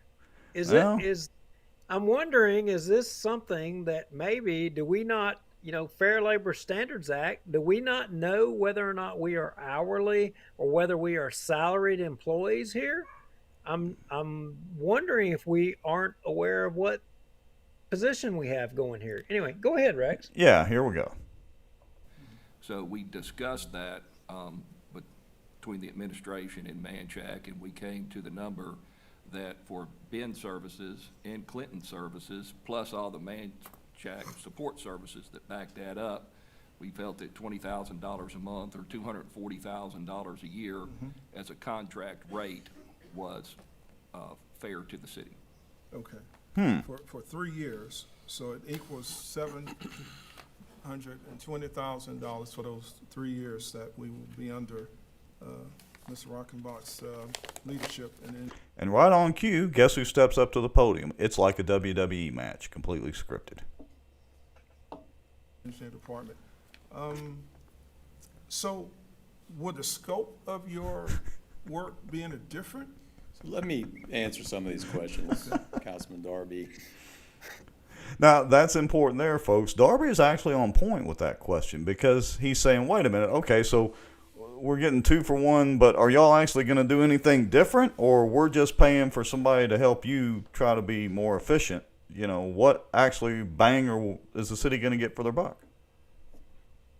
You're correct. Our initial contract was based on the salary of the previous engineer, and the intent was to resume those responsibilities in accordance with the city's charter. So the city's already paying Manchac to manage the Triple P, of which I'm involved, and you get 40 hours of my time, whether, it's more than 40, frankly, but you're paying for 40 hours of my time in the Triple P, Well, which wait a include- minute. Now, wait a minute. He's saying you're paying for 40 hours of his time. Mm-hmm. He's saying that you get 40 hours a week. That's it. Yeah. That's what you're paying for. Well, he kind of corrects himself here. I just imagine, what's the car that Matthew McConaughey drives? Is it the Cadillac commercial? Oh, good gosh. I don't. Yeah. I hate to promote Cadillac Who or Matthew knows? McConaughey for that reason, but I bet he drove to the city council meeting in a Cadillac, kicked back like Matthew McConaughey, just trying to be super Mr. Slick guy. Good, actually good job, and I mean that as a compliment. I mean, but Lincoln. I think it's an important Holly says point. Lincoln. I think it's an important point that the guy says you get 40 hours of my time. That's what you're paying for. You're getting paid for 40 hours of my time. That's what you're paying for. But now we're increasing so that we can get both him and this guy Clinton Patrick. I'm presuming 40 hours of his time a week as well for the price of $20,000. Yeah, the low price of $20,000. Are we hourly or are we not? Well, this gets even better. There's so many questions here, folks. That's why I'm playing most of their commentary. But wait a minute. Rex, are they paying Ben, Rockenbach 40 hours? Or are they paying Manchac? And then Manchac is paying Rockenbach a salary, right? I would presume so, and that's a dangerous word too. I mean, so are we paying for hourly services for 40 hours as Rockenbach describes, or are we paying for Manchac for a salaried employee to manage the engineering? Are we hourly employee or are we salaried employee? What are we? Well, that is a good question that needs to be clarified because, well, there could be some other issues coming up, but we'll get to those here in a little bit. There are some other real issues, folks, that they're not even aware of yet. I'm sure everybody watching knows that your councilman can answer this. Bubba Williams, we know you watch. Darby, we know you watch. Vince, we know you watch. Is he hourly or is he salary? Which is it? Yeah, y'all were full of questions today, which is great. Ask the right questions. You got all the answers. I mean, you're speaking on behalf of the citizens of Bossier. Which is it? We want to hear. Everybody watching, City of Bossier wants to know. Yep, here we go. It's working in the engineering department. My time is already lumped into that. Okay. What we're looking at here is a reasonable rate to have Clinton Patrick involved in there. He's the day-to-day eyes and ears in the engineering department. He answers to me and we work together, but that costs us money to put him in there. And again, he's working 40 plus hours a week in that role. So the way we envision this, our contract at $20,000 isn't structured based on what you would consider a standard engineering fee rate. It's less than that. You look at the rates we could charge myself and Clinton for, it would be well over $240,000 a year for that work. Mm-hmm. We love working in Bossier. We see it as part of the whole picture, and we enjoy working for the administration and the council there. And so it's not the first time he says this in this meeting. To use that to supplement not the only what we're time already doing. So you have Clinton Patrick working in there, myself, and the delta would be used to support our construction administration. Oh, delta. Efforts. So right now, you have myself and Clinton and 2 inspectors to manage 150 sometimes. Right now we're hovering around $130 million worth of work. And that becomes difficult when the expectation is perfection. So our desire is to use some of that contract amount to bring in a little bit more resources associated with managing the construction administration efforts in the engineering department. So, all right. Everybody, by a show of hands in the comments, did he actually answer Darby's question? Well, he used some damn words like delta. I mean, that's like some crap word of the week. I mean, what the hell was he saying? I'm from Houghton. We didn't talk about the delta and omega or whatever that crap is. I mean, that sounds like some woke crap from New York City. What is he talking about? And he's from Bossier City. Don't be using them big words on us in Bossier. Yeah, no kidding. You're going to lose folks like Duke all day long. Hey, future mayor says, I would like working in Bossier City too, so vote for me. Politicking already. Yeah, so, all right. We're almost getting to another good spot here in a second. As a matter of fact, let me just jump to it because our good friend David Hammons, who I affectionately, politically call the bull in the china closet. That's a good thing. You said David Hammons. Sorry, Brian Hammons. I mean, what kind of tea are you drinking over there? I graduated with the David Hammons, so I always say David. But anyway, Brian Hammons, sorry. District 1 City Councilman. Sorry, Brian. Anyway, he comes in with a good comment, so I'm going to just jump ahead to that. Here we go. I understand what you're saying, Ben, that, you get calls from us, and, we call you because we don't have a city engineer that is an employee of the city of Bossier. Complaint. No. Oh, wait. Did that answer your question, dude? Directly. We don't have a city engineer. So anyway, go ahead. That is an employee. Okay, here we go. Oh, no, I know you're not complaining. I just look at it, and I would not be doing my due diligence as an elected official that my constituents elected me to ask these questions, that appropriating the money to pay y'all more when we have city employees that are quitting because we don't pay enough. That I think, Mr. Mayor, that if you would have come to us and asked for more money for you had that right to change that when y'all were back doing the budget, that you could have changed the line item and came back to the council with more money, that, we could have hired a city engineer and kept Manchac on as a consulting basis, because a city engineer can't, there's no way one person can handle everything that you're doing. There's just no way to do. So that's a pretty good point that he makes there. And I don't have the actual data and numbers. I'm sure either Brian or Chris Smith or the rest of them do, or they'll have access to it, or we could request it to see what, the turnover rate is with the city of Bossier. Be interesting to have those actual numbers. Well, I can tell you it's quite high, and Mayor Chandler made a commitment to the police department to try to get the manpower up and to try to, improve city services in public safety in that regard. But how can he do it when he doesn't have an appropriate pay scale, and that would, lure people to come?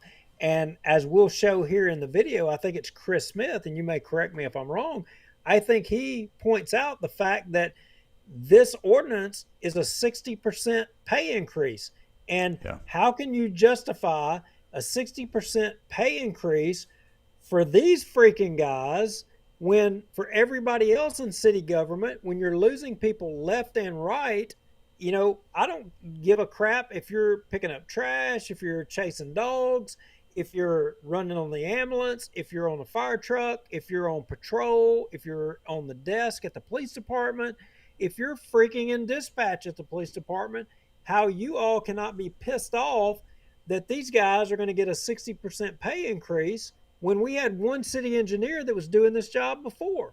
And arguably, the same guy standing at the podium, and this isn't personal against Ruttenbuck or Rockin' Buck, but the same company is generating all the work. This is a self-feeding, prophecy. They are increasing their budget. They're running up here, baffling all these guys with bullshit. Tommy Chandler and Charles Jacobs are taking it hook, line, and sinker. There's no limit to the amount of money, with the exception of Hammons and Chris Smith, that everybody, all these jackwagons up here on this council and this mayor are going to give them.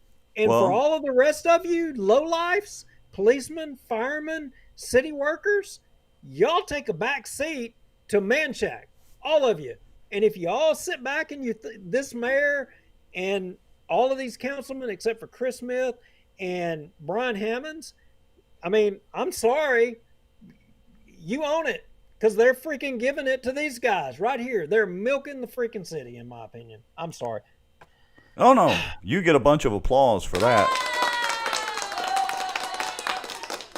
Nice soapbox there, Duke. I guess being a fireman, it takes me back, because I remember a time when there were cuts in public safety, and everybody thinks that one councilman was the savior of public safety, when in reality, he was the guy that was cutting everybody's throat over there. He was the guy that was doing it. But yet today he's heralded, as the public safety guy. Yeah, we'll cover that in a future show. Yeah, and interesting. I just want to point out there's an empty seat there, but let's move on. Okay, so here we go. I don't even know where we're at. 4616. Yeah, This is another good question by Brian Hammons. Here we go. Do that. I've got just one difficult question. So the 12,500 that Manchac is billing a month, that is the only thing that y'all bill for on that end? I don't know that I understand the nature of the question. But y'all bill 12,500 a month for the original contract that the city of Bossier has with We were billing Manchac? 12,500 a month until such point as our contract expired, and then we began billing at a hourly rate that at least met our costs for keeping our employees in that position. So that's what on, Okay. I want hold your thought for a second. So I want to point out a theme here through this, because you'll hear some of the city councilmen and you hear Ben say it many times or allude to it, that they're not making what they could as engineers, and they're just covering their expenses. Horse shit. That's not the only thing you're billing for, guys. All right, and y'all are doing this to make money. You're a business, and I'm all about you making money. The problem is when it goes overboard, or potentially goes overboard with our tax dollars and the golden goose sitting here. So don't give us the poor mouth routine. That's so easy to see through. Okay. Yeah, so I shared screen, and what he's talking about there is once their contract ran out, they started billing by the hour at a rate of $95.56 or something or other. Well, that started in, Rex, if you can share it. Yeah, I'm working on it. Give me just a second here. That started, I think this is the correct invoice or correct date, June 2nd of 2021. And anyway. Give me a second. I'll have it there. I think. I got to get the right deal here. Anyway, Come on, software. Just so you guys can see it on your own, but it was the first one. I think this was the first one. It was in the amount of $14,238 for Clinton C. Patrick. That was in addition to the regular amount that was billed per month, in the original contract. Right there. All right. So, let me answer a question here in the comments. Yes, Barry, the contract has expired and the rate went up, as you're about to see here in just a couple of minutes. All right, Duke, let me get back over here to our screen, and let me look at our timestamp, see where we are. We're at 46:59 right there. So let me jump ahead, and not very far, just about half a minute or so, and we get to our good friend, Councilman Chris Smith. All right, here we go. If I may, I have a few questions as well. The ordinance as written says that Manchac,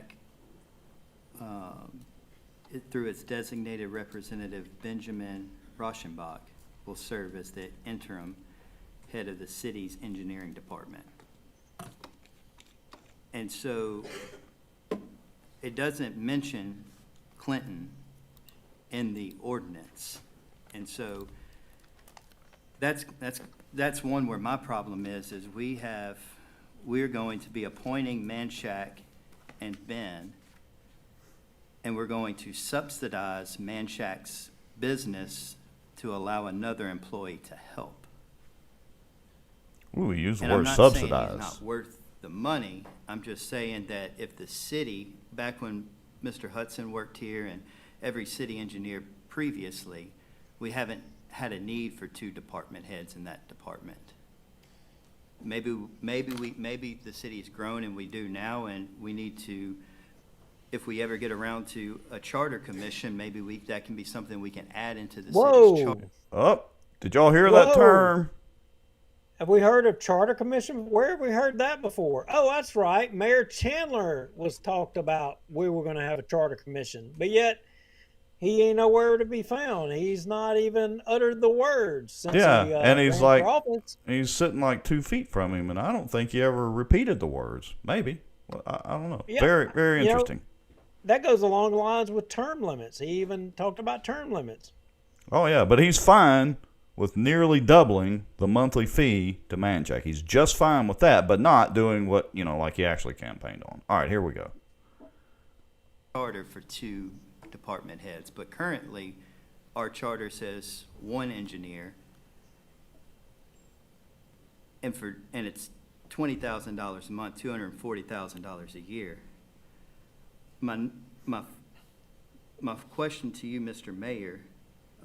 What? Wait a use minute. the word- Hold up. Y'all look at Vince and Jeffrey sitting there. Yeah, well, Tommy's starting to squirm because he's like, "Oh crap, I got to answer he's another squirming. question." But Vince and Jeffrey, their minds have already.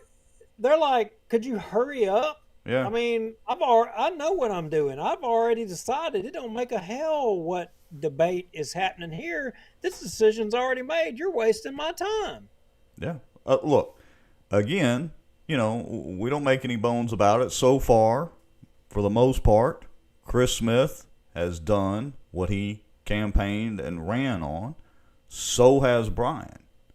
All right. Now, the minute they don't, we've made a little fun of Chris before because, we thought he should ask some questions and he didn't or whatever. But they're definitely on point tonight and they're asking solid questions. And yes, Chris did ask Tommy a question, future mayor. So get ready. Here's your competition trying to answer it. Interim in here. However, it is for November 2021 through May of 2024.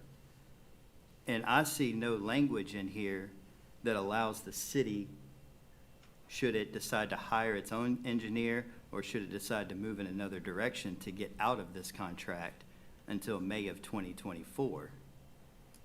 So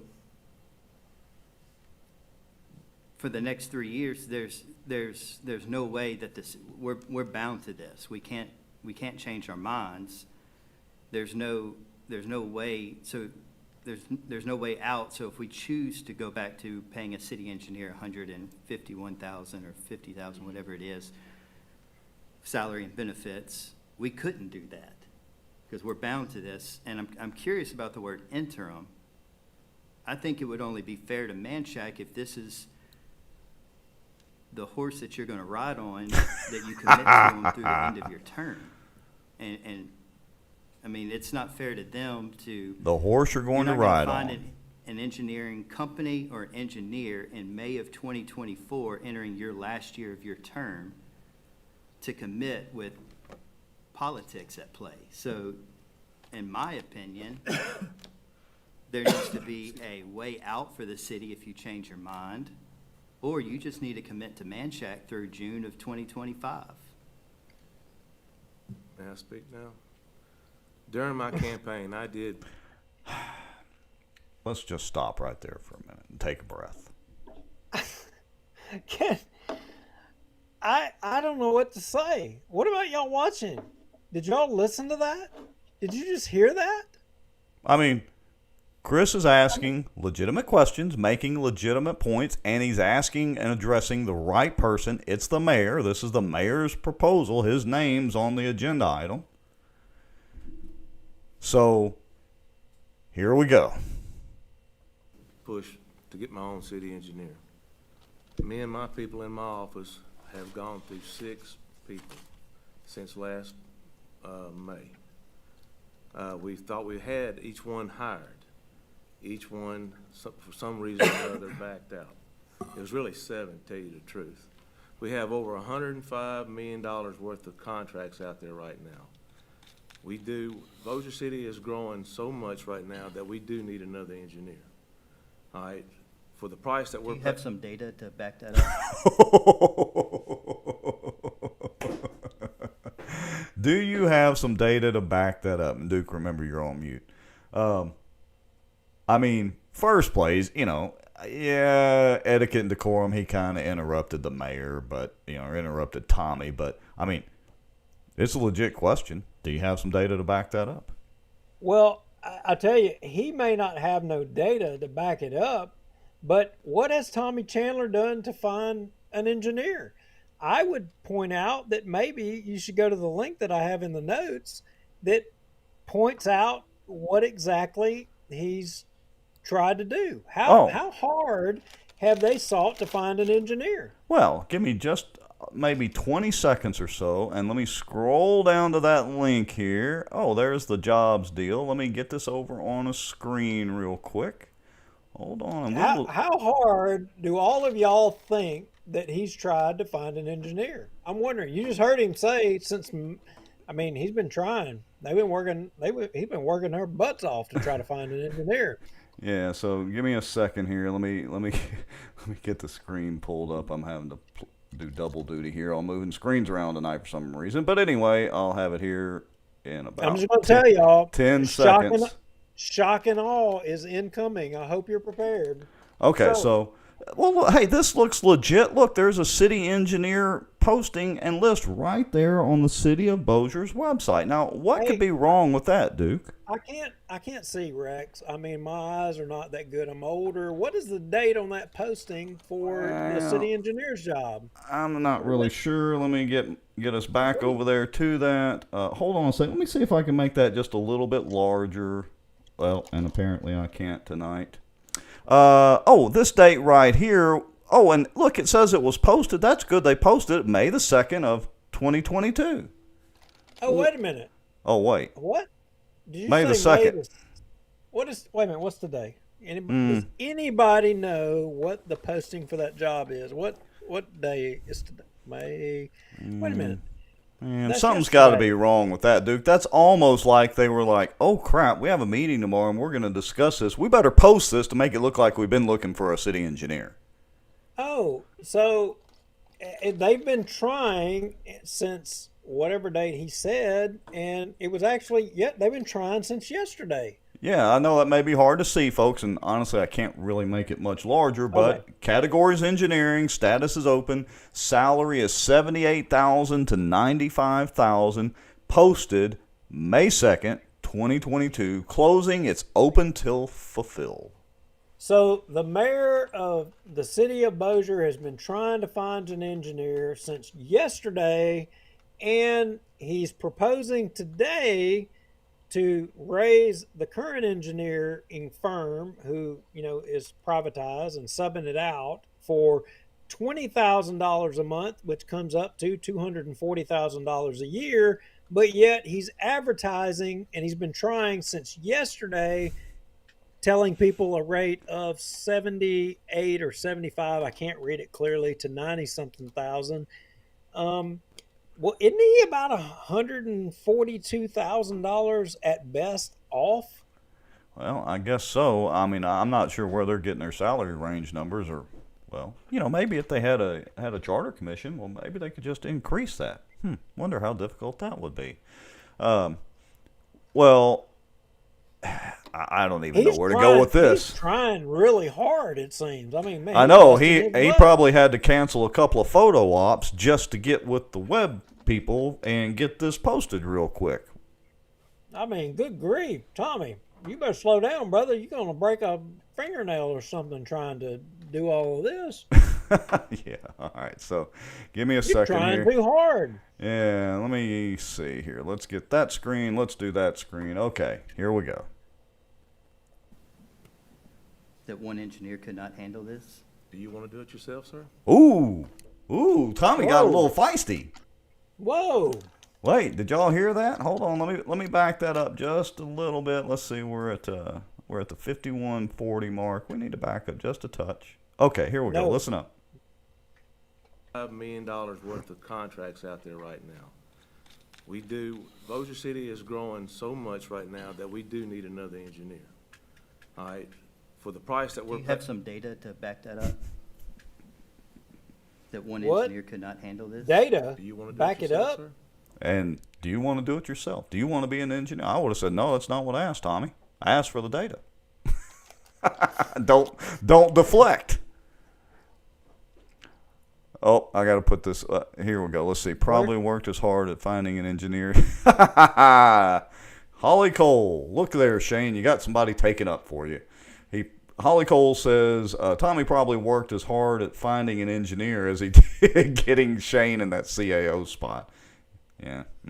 Well, maybe he's been working on other things, but we'll get to that here in just a minute. Yeah. Okay. So here in just a second, I'm just going to go ahead and hit play because Bubba Don jumps in to try to break up the pending Bubba Don's got to save the day. Yes. Can I Just say ask- something, Chris? No, I'm just asking if Yeah, there's no, I data understand, to back but that up. I've been here a long time, you know. Mayor And I- he's defending but Manchac. We did have 2 engineers at one time, okay? One of them dropped off. And when you have one engineer, let me tell you, you won't get nothing done. And when I say that, Chris, I'm telling you the truth. It's hard for one guy to get out and do all the things these guys do. Now, we didn't have a road program. It's like, Mark, I need to get this done. Well, we might get that done next year sometime. Now, we're gonna schedule every year, we're doing our roads, our streets and our roads.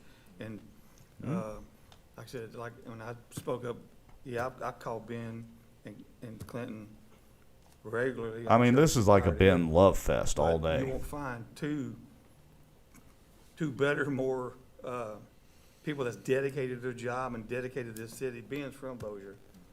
And I he's- don't denounce that, and Yeah, me and Ben he's- have had a meeting one-on-one with each other, and so nothing I'm saying I think should come off as a shock, because we were able to be very candid. My last question to you, Mr. Mayor, is if you've chosen to go this route of privatization, did you reach out to other engineering firms to see what they could offer Bossier City and what that price would be? Or do we not shop that either? Well, I'm still looking for a city engineer, and I believe, no, I did not shop that, no, sir. But they're. Wait, what? Wait a minute. He What did say? literally just fell into the King David camp. I mean, literally. David said we don't shop, and Tommy just said I didn't shop. Yeah. Wait y'all- a minute. Is that King David actually sitting there in a Tommy Chandler disguise? Is that a? Is It's he going to be like a actually Mission wearing- Impossible deal. He's going to pull off or like Scooby-Doo. It would be more like Scooby-Doo episode. He's going to pull the mask off, and it's going to be the butler. It's going to be King Look. David. Everybody watching, y'all can say what you want to say, but I don't give a damn. The smartest man in the room, he's not even freaking there. He's got the mayor of Bossier City saying his words, and he ain't even got to be there. Yeah. And You just remember, heard it. folks, it was, I forget how many meetings ago when King David started the whole, we don't shop around deal and berated Tommy. And is basically, I hate to say it, Tommy, but it's obvious from the video, has made you ineffective as a mayor in front of the city council right now. It just has. I mean, that's facts. You've done some good things with picking up the trash and doing photo ops and all that. Oh, but wait a minute. this is crazy. He got the Jimmy Davis Bridge. Oh, I forgot. Yeah, you got Jimmy Davis Bridge Tommy rolling. did that by himself. Yeah. Yeah, I think you're right there, Jeremy. King David is mayor, and he doesn't even have to have the title of mayor. He doesn't can even- be absent from the meeting and still be the mayor. He doesn't even have to show up to the meeting. He knew how the vote was going to go. Maggio and Free and Bubba, your votes, you're irrelevant because your votes were already accounted for. Darby, what happened to you? That's how King David didn't have to be there. You Right. can take offense to it and be mad all you want, but the reality is the votes were counted. They knew how this was going to go beforehand. Yep. That's Yep. why he didn't have to be there. Oh, our former amigo says David ain't my mayor. Oh, yes, he is, Shane. Oh, Yeah, yes, he he is, is. You can own it, baby. You helped Tommy That's right. Chandler get elected. You got to own it, brother. Exactly. How Here many we times go. everybody call these guys a week, and they're very responsive. They're on the job any time of the day. All To be right. fair, that's their job. Yes, sir. But, that is their job, and they do their job quite well, sir. And I believe, why should we go to try to find somebody else when they're already doing their job? But it's not your Why money. should we? It's not. No, sir, it's not my money. All right. Well, yeah, Chris had a good point. Well, it's their job to be that way. But listen to what Chris is saying, which kind of mirrors what Brian had said earlier. Money, but I'm It's controlling the. these people's money. Yeah. And you owe the people you owe them to make sure that we are being good stewards of their money.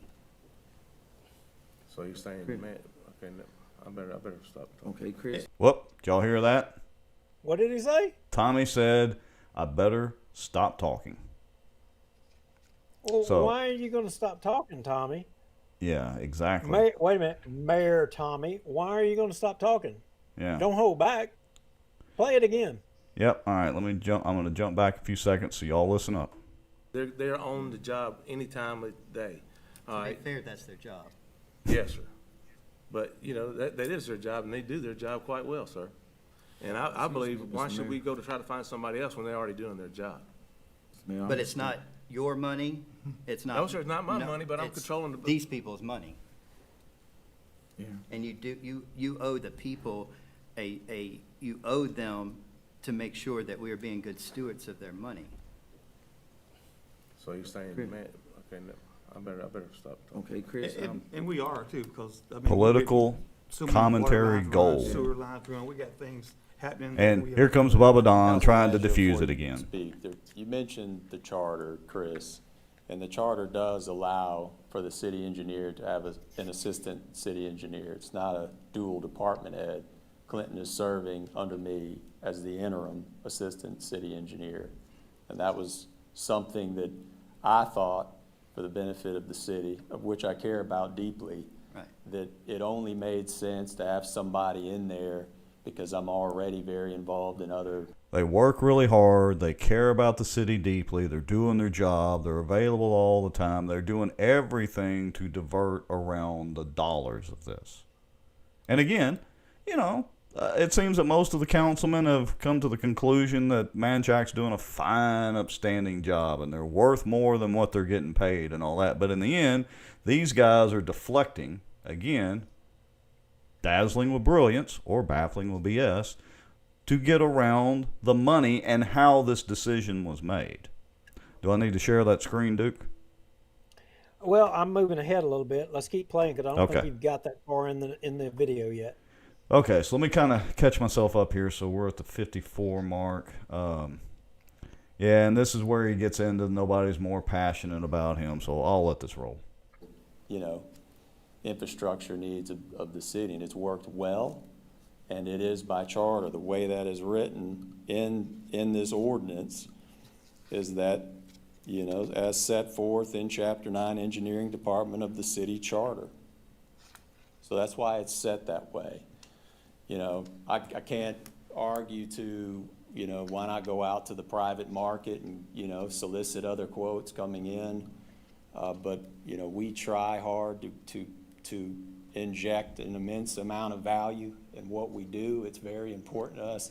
And you can go look, but you will never find somebody more passionate about this city's infrastructure than I am. I promise you. And I believe that, I truly do. And I echo Mr. Darby. You All right, here we go. are the utmost professional, and I've enjoyed every minute that we've gotten to work together and get to know each other on a personal level.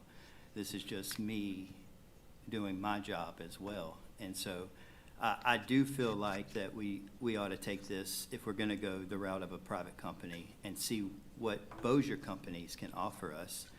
I also think that, Mayor Chandler, you just said you're still looking for an engineer, yet there's no exit clause for this in this ordinance as written. So I would like to make a motion to amend this ordinance to include some language that should the city decide to cancel this contract within 30 days, that we have that ability to do so.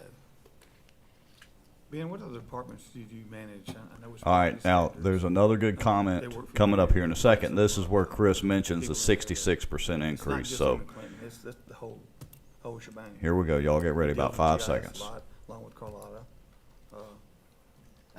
I'm not saying they're not worth every penny that we're offering to give them, but it's a So Chris, 66% increase.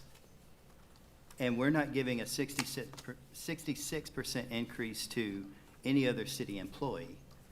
And maybe that's our fault, maybe we need to look at that, but if we cannot properly fund city employees who are leaving left and right, and y'all have to understand, we see it on the agenda every week. And we have first responders that deserve to be paid more. I cannot, in good conscience, give a 66% raise to one department when there's so many departments that need some help. I've got just one question before y'all move forward. Stop right there. All right, pause it right there. So, all of y'all, all you other city employees, I mean, do you not think that you're worthy of a 66% increase in pay?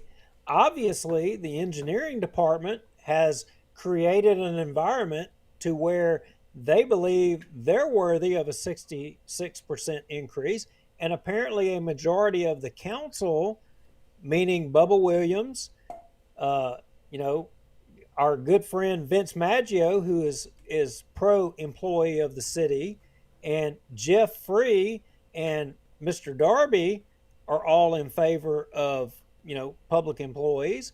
I'm wondering, all the rest of y'all, why are you not getting a 66% increase? Yeah. Why are you not? Good Apparently point. the only people who are advocating for you is Chris Smith and Brian Hammons. I mean, where are the rest of you? Yeah. Where are the rest of the councilmen? Vince Maggio, you want to be mayor, or you're going to run for mayor, or possibly next council meeting, why don't you advocate for a 66% pay raise for all city employees in the city of Bossier? Jeffrey, you've tapped out. That's what the word on the street is. I mean, where are you going to be? I guess you'll follow the majority. Darby, I mean, do you need to get your marching orders from somebody else? And Bubba, you've always been pro-fireman and pro-policeman. What about you on the 66%? Yeah, I mean, and that's where are y'all? You got to give Chris, again, give him credit. The math doesn't lie. So when he comes up, it's one thing to talk about increasing their deal, but when you say 66% increase, all of a sudden they're going, oh, wait a minute. Mayor Chandler, what about him? I thought he was big public service guy. I don't hear him articulating for no raise. Yeah, I mean, Paul Johnson says this is nuts. Does this guy work for the contractor or the city? He can't do both. Oh, yes, sir, he is doing both. Well, that's a $1 million question. Everybody watching, y'all tell me at any point watching him standing at that podium, is he representing Manchac or is he representing the city as the city engineer? Because there's no delineation between what hat he's wearing. The councilman, all of those guys sitting up there have allowed him to be able to he can flow whichever way and steer this whole thing. That's the problem with this. You've allowed a private business to be able to steer all of this crap whichever way they want to steer it. That's the problem with this. It ain't about whether or not an individual person is a good or a bad person. It's because you've created a situation that you've allowed somebody to wear multiple hats to steer your tax dollars to where they may have a conflict of interest. And you can never, that's it. You got to give credit to Haydel because he's got the perfect guy with Ben. And honestly, I mean, this is a credit to Ben. He's got the perfect personality to sit there and do exactly what you described, and that's flow between the hats. Rockenbach or Ruttenbuck, I mean, look, if there's any company out there, you guys should hire this dude. He's freaking good. He's got Bubba Williams. He's got David Montgomery. He's got all of these guys tied around, in a knot, and he's got them on he can pull their chain and however he wants. I mean, y'all should hire this guy. He's good. I give him credit. I mean, I wish I had a business that I could hire this guy because I'd be trying to hire this guy. He's that good.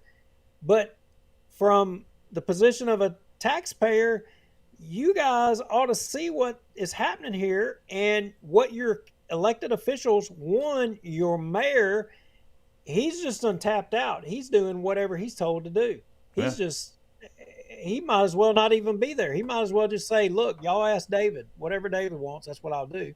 And yeah, he's done. He's done for the meeting, folks. In case y'all are hanging around to see any more comments from Tommy, spoiler alert: Tommy's done for the meeting. He tapped out. I want to put. No, he does.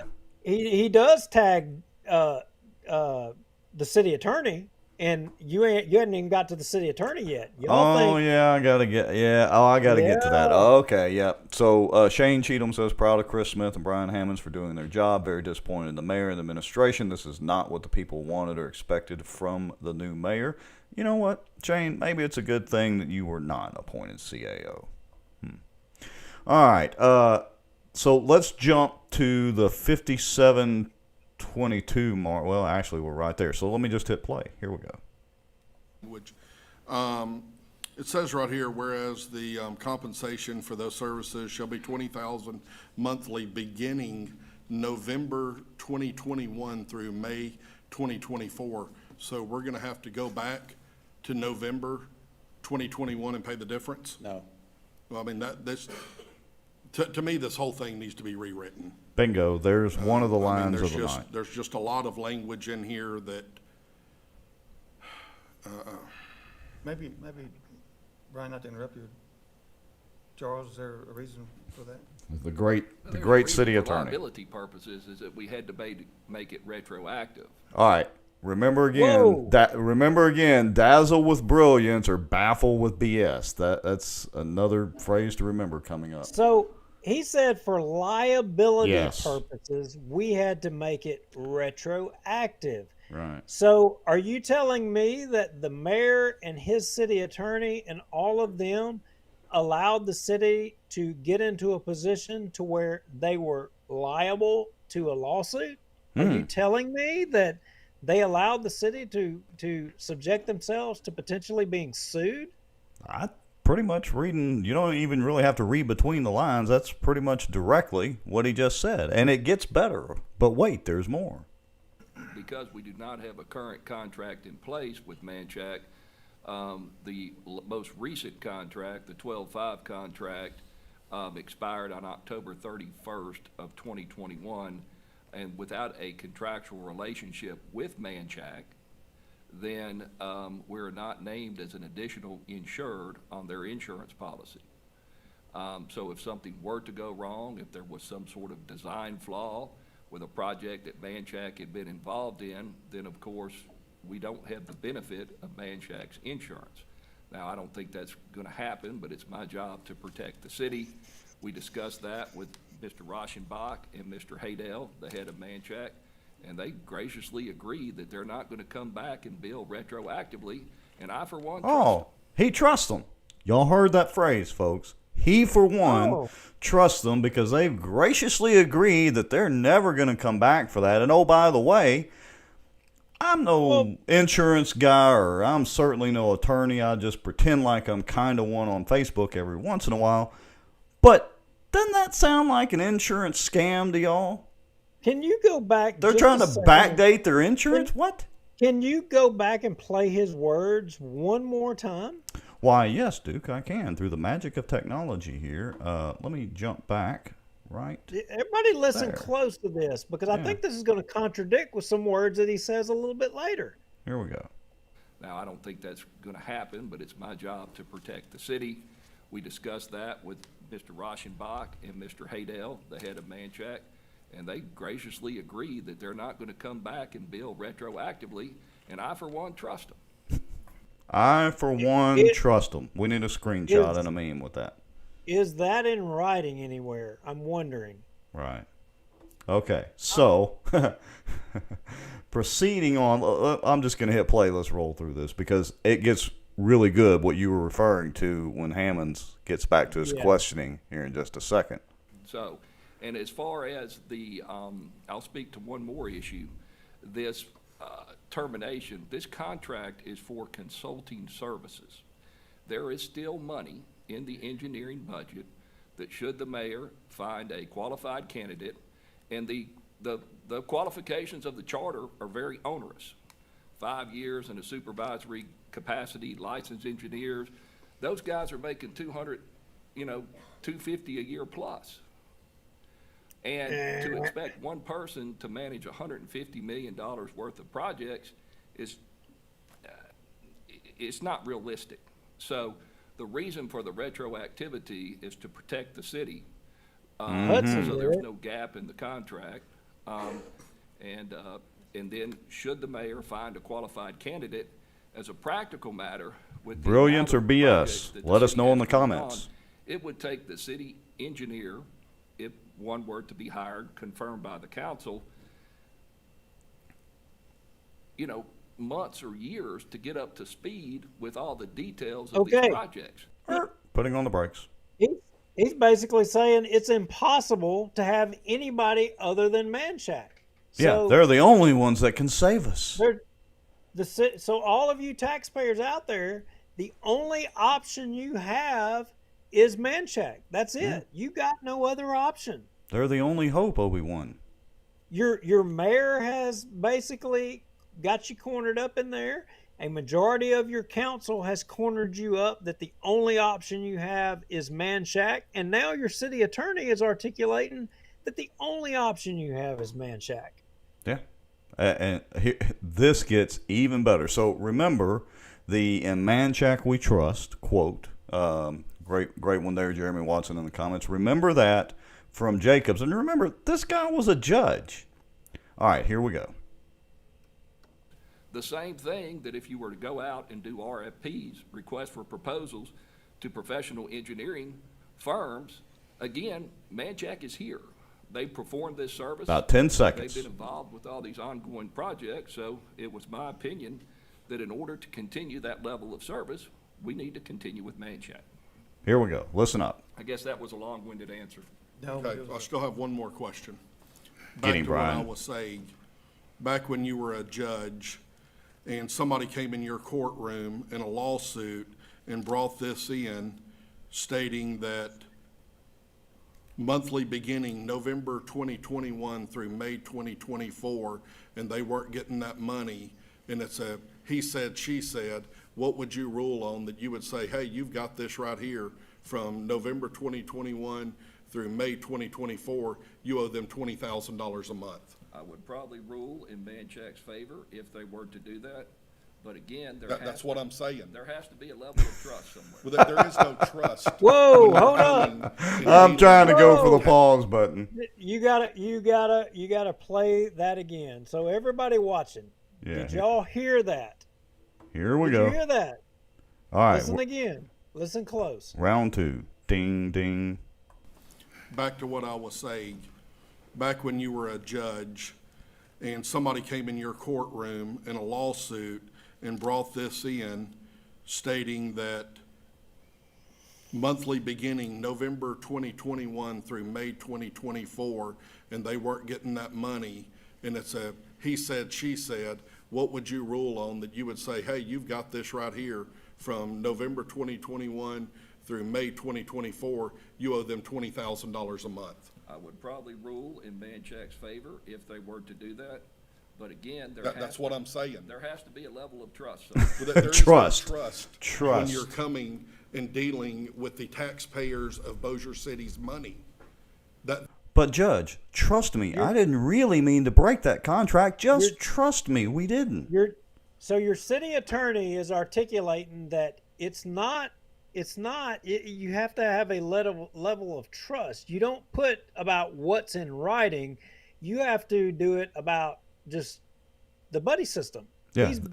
Rex, he just said you have to trust in the GOB network. That's what Bingo. he said. That's really what he said. That's really what he said. Bossier is about the GOB network. It's not about what's in black and white. It's about the GOB network. But if I'm a judge, I'd rule in Manchac's favor. What are we talking about here? A lot of people, there's 80-something people. There's maybe half of them maybe wondering, what the hell are they talking about? What are we talking about here? What is this? What is the city attorney talking about? What is Hambone talking about? Right? Well, that is, you hit the nail on the head. That is and we hadn't said GOB or Good Old Boys Network in many, many shows, really and truly. We haven't. That is a prime example of it right there, because Jacobs got kind of caught off guard. He actually answered honestly, and then he was like, uh-oh, I answered honestly. Wait, I got to go back to the whole trust issue, and what would I really do if I was a judge? There's what he should do, which is what he answered, and then there's what he probably would do. And those are two completely different things. You can see it right there. I'm not saying that. He said it.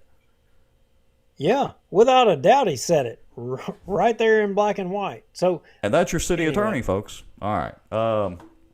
Let's see. Let me see where we are. There is no trust. All right. Let me see where Hammons is here. Hold on. That's what everybody is not understanding. It's not my money. It's not the mayor's money. It's not yours. It's nobody's up here. I just want the wording where it says, starting whenever we have a new contract with them, that we will pay them $20,000 a month, if that's what this council agrees on. But until then, it is $12,500 a month, is what the point I'm trying. I'm in construction. I know this. I see these agreements all the time, and there is no way that I would sign off on this. Bingo. That is what Bam. I'm trying to get across. And Jacobs is sitting there contemplating, going, uh-oh. Uh-oh. All right. So. And all this is for naught, because the only person that is even listening to what Hammons is saying is Chris Smith, because Darby, Bubba, Free, Maggio, and Chandler, all their minds are already made up on what they're going to do. Yeah, they're the only ones. They've already decided. It's irrelevant about what's rational here. You're correct. So I'm going to skip ahead to Bubba Don's got a comment, and Hammons has another great little comment. So here we go. Got to be, Brian. I understand where you're coming from. But I agree with Charles. There's got to be some trust. Did you hear it? It's a simple statement. I agree with Charles. There's got to be trust. Really? So, do y'all trust people to just start serving liquor or alcohol in the city just because they said they were going to get everything done? Y'all trust them to do that and no worries? Where is the trust? Where is the line for that there, Bubba Don? Well, yeah, what about that trust? Well, I'm going to pay my taxes. Just trust me. You don't have to investigate me. I'm going to do right. Don't worry about anything else. It's all about, there's got to be some trust. Or is it just that you pick and choose who you're going to trust based on certain financial things? I don't know. I'm just asking. So, I don't know how to jump forward. I mean, I got this cut 6 going, which is talking about what is specifically the changes, because to me, this is one of the most egregious things. But, let me switch over there. I think you stay on the video, because I think you're right there at it with this retroactive writing. This ordinance is changing things retroactive. We're going back in time, guys. It ain't like this is new from this day forward. This is going back in time to change things. Yeah. All right. So, that'll be coming up. Let me go ahead and hit that one, and then I'll back up to Brian's comment. So, I'm going to jump up to that one. Here we go. Yeah, I would like to ask Mr. Jacobs something, too. On the language that Mr. Hammons referred to, is it possible to get the CEO, Mr. Haydell, to put in writing that he would not do retroactive requests? Since we're talking 5 months different, that's $100,000. Is that possible? It wouldn't be $100,000. It would be I guess. If you get $20,000 per month. Right, but Manchac has been billing at 95 something. Yeah. Correct. Okay. Did you hear that, folks? Did y'all hear that? Let me go back and play that again right there. Hold on. Listen carefully. Is that possible? It wouldn't be $100,000. It would be I guess. If you get $20,000 per month. Right, but Manchac has been billing at 95 something. Yeah. Correct. Okay. So I don't think he's talking about $95. I think he's talking about at $95,000 that they've been billing because they're out of contract because these jackwackins let it happen. Yeah, we're gonna have to get some clarification on that. I mean, I'm wondering what do all of y'all think? I mean, it sure seemed like 95,000 is what he was suggesting to me. I just billing at 95,000. I mean, I haven't seen that in an ordinance anywhere. Well, Maybe it is, maybe it isn't. At least it's not 100,000. Oh, Okay. thank goodness. Yeah. So I want to back up though, because Hammons makes a point about meetings and lack of communications, and this is great. So let me back up here for just a second. Here we go. Listen to this. But those Everybody dates, say this those dates have already I've never passed. laid eyes on him. I have no idea who Justin Haydell is. I wouldn't know him if he's sitting out there right now. Everybody says, oh, well, I met about this and blah, blah, blah. I haven't met about this. Chris has not met about this. Any other councilman up here that have. We have no idea about this. We walk in here, we get the agenda, we walk in here, and this is the dilemma that we're left with. I think there is a lack of communication between other people and the council members. Certain people are privileged to meetings, others are not. That's why we have to sit up here and ask the tough questions. And it's nothing against you, Ben. Hey, It's man. not your fault. I'm okay. So, Folks, I'm gonna go ahead. when we talked about this months and months and months ago, we weren't kidding. That's your newly elected District 1 city councilman who's only been in there a few months, now saying the same thing that we've been telling you all along. This stuff gets decided before they ever walk in those chambers. Why do you think David's not there? So Bubba, Jeff, Jeffrey, I mean, y'all tell me. So is there meetings happening? I mean, are we talking about, open meeting law violations? I remember not long at a council meeting, somebody saying, if there's been any violation of the law, point it out. Well, I'm just wondering, do y'all think that you having meetings in the mayor's office is a violation of open meeting laws? I'm wondering. Well, should we push the issue? If we're wrong, then say we're wrong. But I'm just wondering, you've got a new council member here that is being excluded from meetings, and you acknowledge that there is meetings taking place. Or have we got that far? We may not have played it yet. Yeah, I'm sorry, I jumped the gun a little bit. That's okay. That's a good segue. Here we go. Listen closely, folks. I know this has been a long show, and we appreciate all of you that are still watching, but this is, well, here we go. It's pure gold. Yep. I promise you, I get I it. don't see any problem with us continuing this for 2 weeks and getting the wording right. Justin was up here, he does have a meeting with Manchac, all the mayor and his employees. If y'all want to come, I'm sure the mayor will put you on. I understand that meeting with put you the on mayor, list. but it's us up here that are making the decisions. So I think if we had a little bit more information about what is being discussed, it would be a whole lot easier for us up here. Well, see, we can't all go to the meeting, that's the thing. I understand that. So we've been sending. The amount of money they're getting paid, I think they could set up a couple of meetings. Well, it usually been myself and David, because. Oh, imagine that. Y'all heard it. Now, so Bubba, it's just you and David that goes to the meeting with the mayor, and apparently everybody else isn't included. And meets with Manchac, open mouth, change foot, like my grandmother used to say. But here's the other thing, Bubba Don, because we know that you do watch and we appreciate it. And you're welcome to call in or whatever at any point on any of the shows.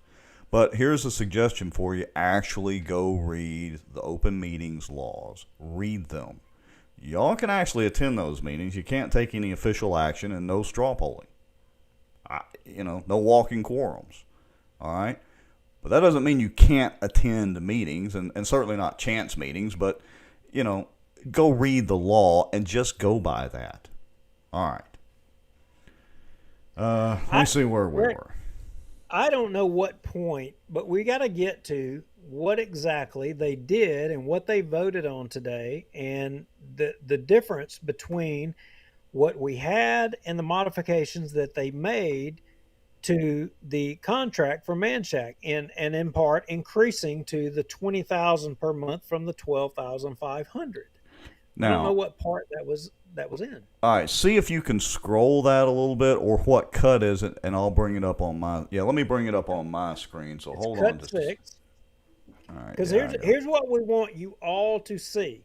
Now you had both Darby, Jacobs, you had a cacophony of all these supporters say that there's no change. There's this clause that the city can get out when they want. You know, Jeff Darby, you clearly said it. We don't have it chimed up here in the notes, I don't think, but we've got it here in black and white right here, and we're fixing to show you. Yeah, there it is right there. It's up there. Even have a big finger pointing to it. So what you see the finger pointing at right now, that is what it was previously, correct, Duke? Yes, that is what it was previously.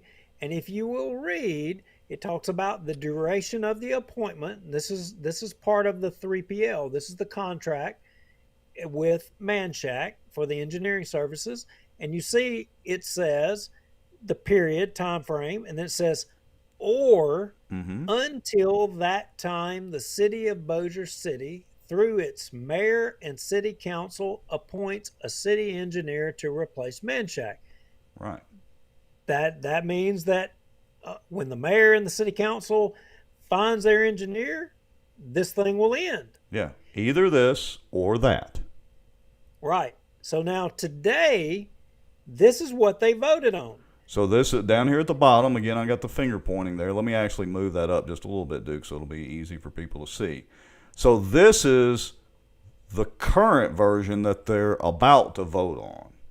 No, they voted. Well, they voted on, but yeah, for the show purposes, we're going to show. They voted on it today, and it'll have a second reading at the next meeting. But so when they said today at this meeting that the city still got this clause that they can get out, you know, the one above is what they were talking about. But guess what? This is what they voted on today. They're removing it. So they can say what they want to say. They're removing it. It's right there in black and white. That's what they voted on today. No or in that second one where the finger is pointing right now.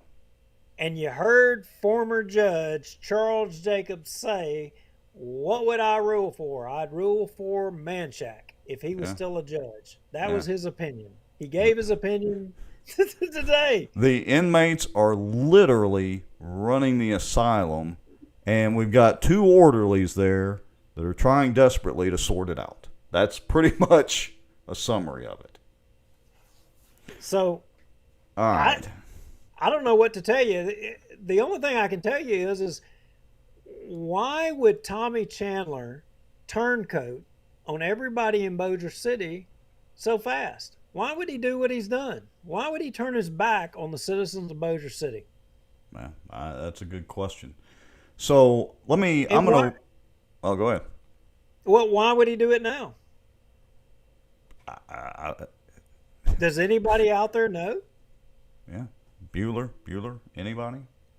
Oh, wait a minute. Jerry Gallman is hitting. He's hitting at it. Jerry Gallman is on the mark a little bit. Yeah. So let's see. So the next mayor or me is stuck with it. Yeah, you got it. Jeremy says if he's the mayor, which hopefully he might actually be, you never know. So the next mayor or Jeremy is stuck with. Yeah, we're all stuck with it as taxpayers. All right. Okay, well that wasn't the one. The one was where Jerry Gallman says King David was playing golf during this meeting. I should have scrolled up just a little further. Hint, hint, hint. But that makes one wonder, well, will King David be playing golf in the near future? Like, let's say, I don't know, cut 7 down the road. I'm going to guess that he probably will be playing golf. Let's see. Let me get back over to cut 7. Hold on. Drum roll, please. So why wait a minute. What? Wait a minute. Why would Tommy Chandler all of a sudden be wanting to double Manchac's pay and do it like really fast? What on earth could be so pressing? What? The Tommy Chandler Golf Classic? Yeah, May 16th. We got to get this done, set game, set match, right? Man, if we just had an extra $1,000, we could be a club sponsor. We could sponsor a golf cart, Duke. We could have Bossier Watch all over it. That would just drive me insane. I wonder if they would reject our sponsorship. We could. Well, you know, to get in, we would have to, and you got to zoom in, and I don't know that you can zoom in far enough. And for those of you that watch the show closely, scroll down to the bottom of the blue right there for more information. Contact Allie Feaster Smith. Oh, it's all making sense now. Wow. How about that? Allie Feaster Smith at gmail.com. You remember her. She's the one that we had a certain police jury member lose her mind over defending her. Right. And also the same person who had her picture with her family with the Democrat governor who, oh, by the way, Tommy Chandler went down and secured funding for the Jimmy Davis Bridge. Yeah, eat your heart out. Lisa Johnson with the Bossier Chamber and the police jury. Y'all know Tommy Chandler got that done, and Allie Feaster Smith. Y'all didn't have nothing to do with it. You know the truth. But yeah, we got a golf tournament coming up. We are fundraising. We've got to raise money for the re-election of Tommy Chandler for mayor. I think he's trying to beat Trump. You know, Trump was started raising money earlier than any other re-election campaign. I think Tommy's trying to one up Trump. That's the only way I can justify that. So I'm just wondering. So we've got everybody watching. I'm just wondering, y'all. Let me ask y'all this question. Do y'all think I'm wrong here? I mean, and I'm speculating here. It seems to me that the mayor has time to plan fundraisers, for politics. He's got plenty of time for that, but he doesn't have time to plan for a charter commissioner term limits that he promised in his campaign the first time. Yeah. Look, he could be out there raising funds to hire a few more policemen, to hire a city engineer. He could be raising funds for a lot of things. But he's already on the campaign trail. So let me get this straight. I mean, he's got time to, he's got time to double Manchac's pay. Mm-hmm. He's got time to plan a golf tournament for fundraising for re-election, but he doesn't have time to plan a charter commission, and he doesn't have time to plan for term limits, to get term limits instituted in Bossier City, which are things that he promised. Yeah, and he's buddies with Manchac now. How does all that work, guys? Are we wrong? By all means, tell us we're wrong. Yeah, I mean, we didn't make this flyer. Allie Feaster Smith did. She did. And hey, it's a nice flyer. I'll give her credit. From a design standpoint, it's nice. So how many of all of y'all are going to show up and contribute to the Tommy Chandler Golf Classic? I mean, rah, go Manchac. Maybe you can build some more nano filtration devices and sell us another water filtration or system for the processing facility for the city of Bossier that we'll have to just spend $1 million more to, retrofit in how long has it been? 6, 7, 8 years? In 8 years, we'll have to redo it again. I mean, the golden goose just keeps on giving, right? This is, I hate to say it, entertainment central, soap opera central. I mean, who would have known that this little city council meeting today where only, a couple of people in attendance. David Johnson was there, did spoke for, I guess, your full 3 minutes, maybe even a little more, would turn into so much gold as far as revealing what's really going on. We didn't have to say anything. We could have just played all this and not even ad-libbed our commentary in it. Oh, no doubt. Look, y'all think I'm lying? I mean, look, I got a screen share right here. Okay, well, let's see here. I got a screen share, and this sums it up. I mean, you for those of you watching, I mean, this was during the campaign, and Tommy Chandler for term limits. Let's avoid corruption and make sure that we are holding our city's elected officials accountable. Term limits are a great way to influence that process. Bossier City does not currently have term limits for city officials. As your next mayor, Tommy Chandler will support a 3-term limit for all city elected officials. A lack of fresh blood in leadership breeds corruption. We need to bring fresh ideas to continue to develop our city and grow it year after year. Please vote for change on March 20th. Please vote for Tommy Chandler for mayor, because once I'm elected, I will double down on the policies that got us here in the first place. Thank you, and vote for me again and again and again and again and again. That's blah, it. blah. That's all I got. Look, here's a challenge for you, Tommy. Everybody accuses Duke and I of lying on this show. I mean, we didn't make your Facebook post for you. We didn't make the golf tournament fundraiser. Prove us wrong. Prove us to be liars. Get it on the agenda for term limits. Get up there and speak, even if it doesn't pass. Grow a pair and actually get up there and speak about it. Do what you promised. At least you'll get some kind of little credit from us. Make us liars, Tommy.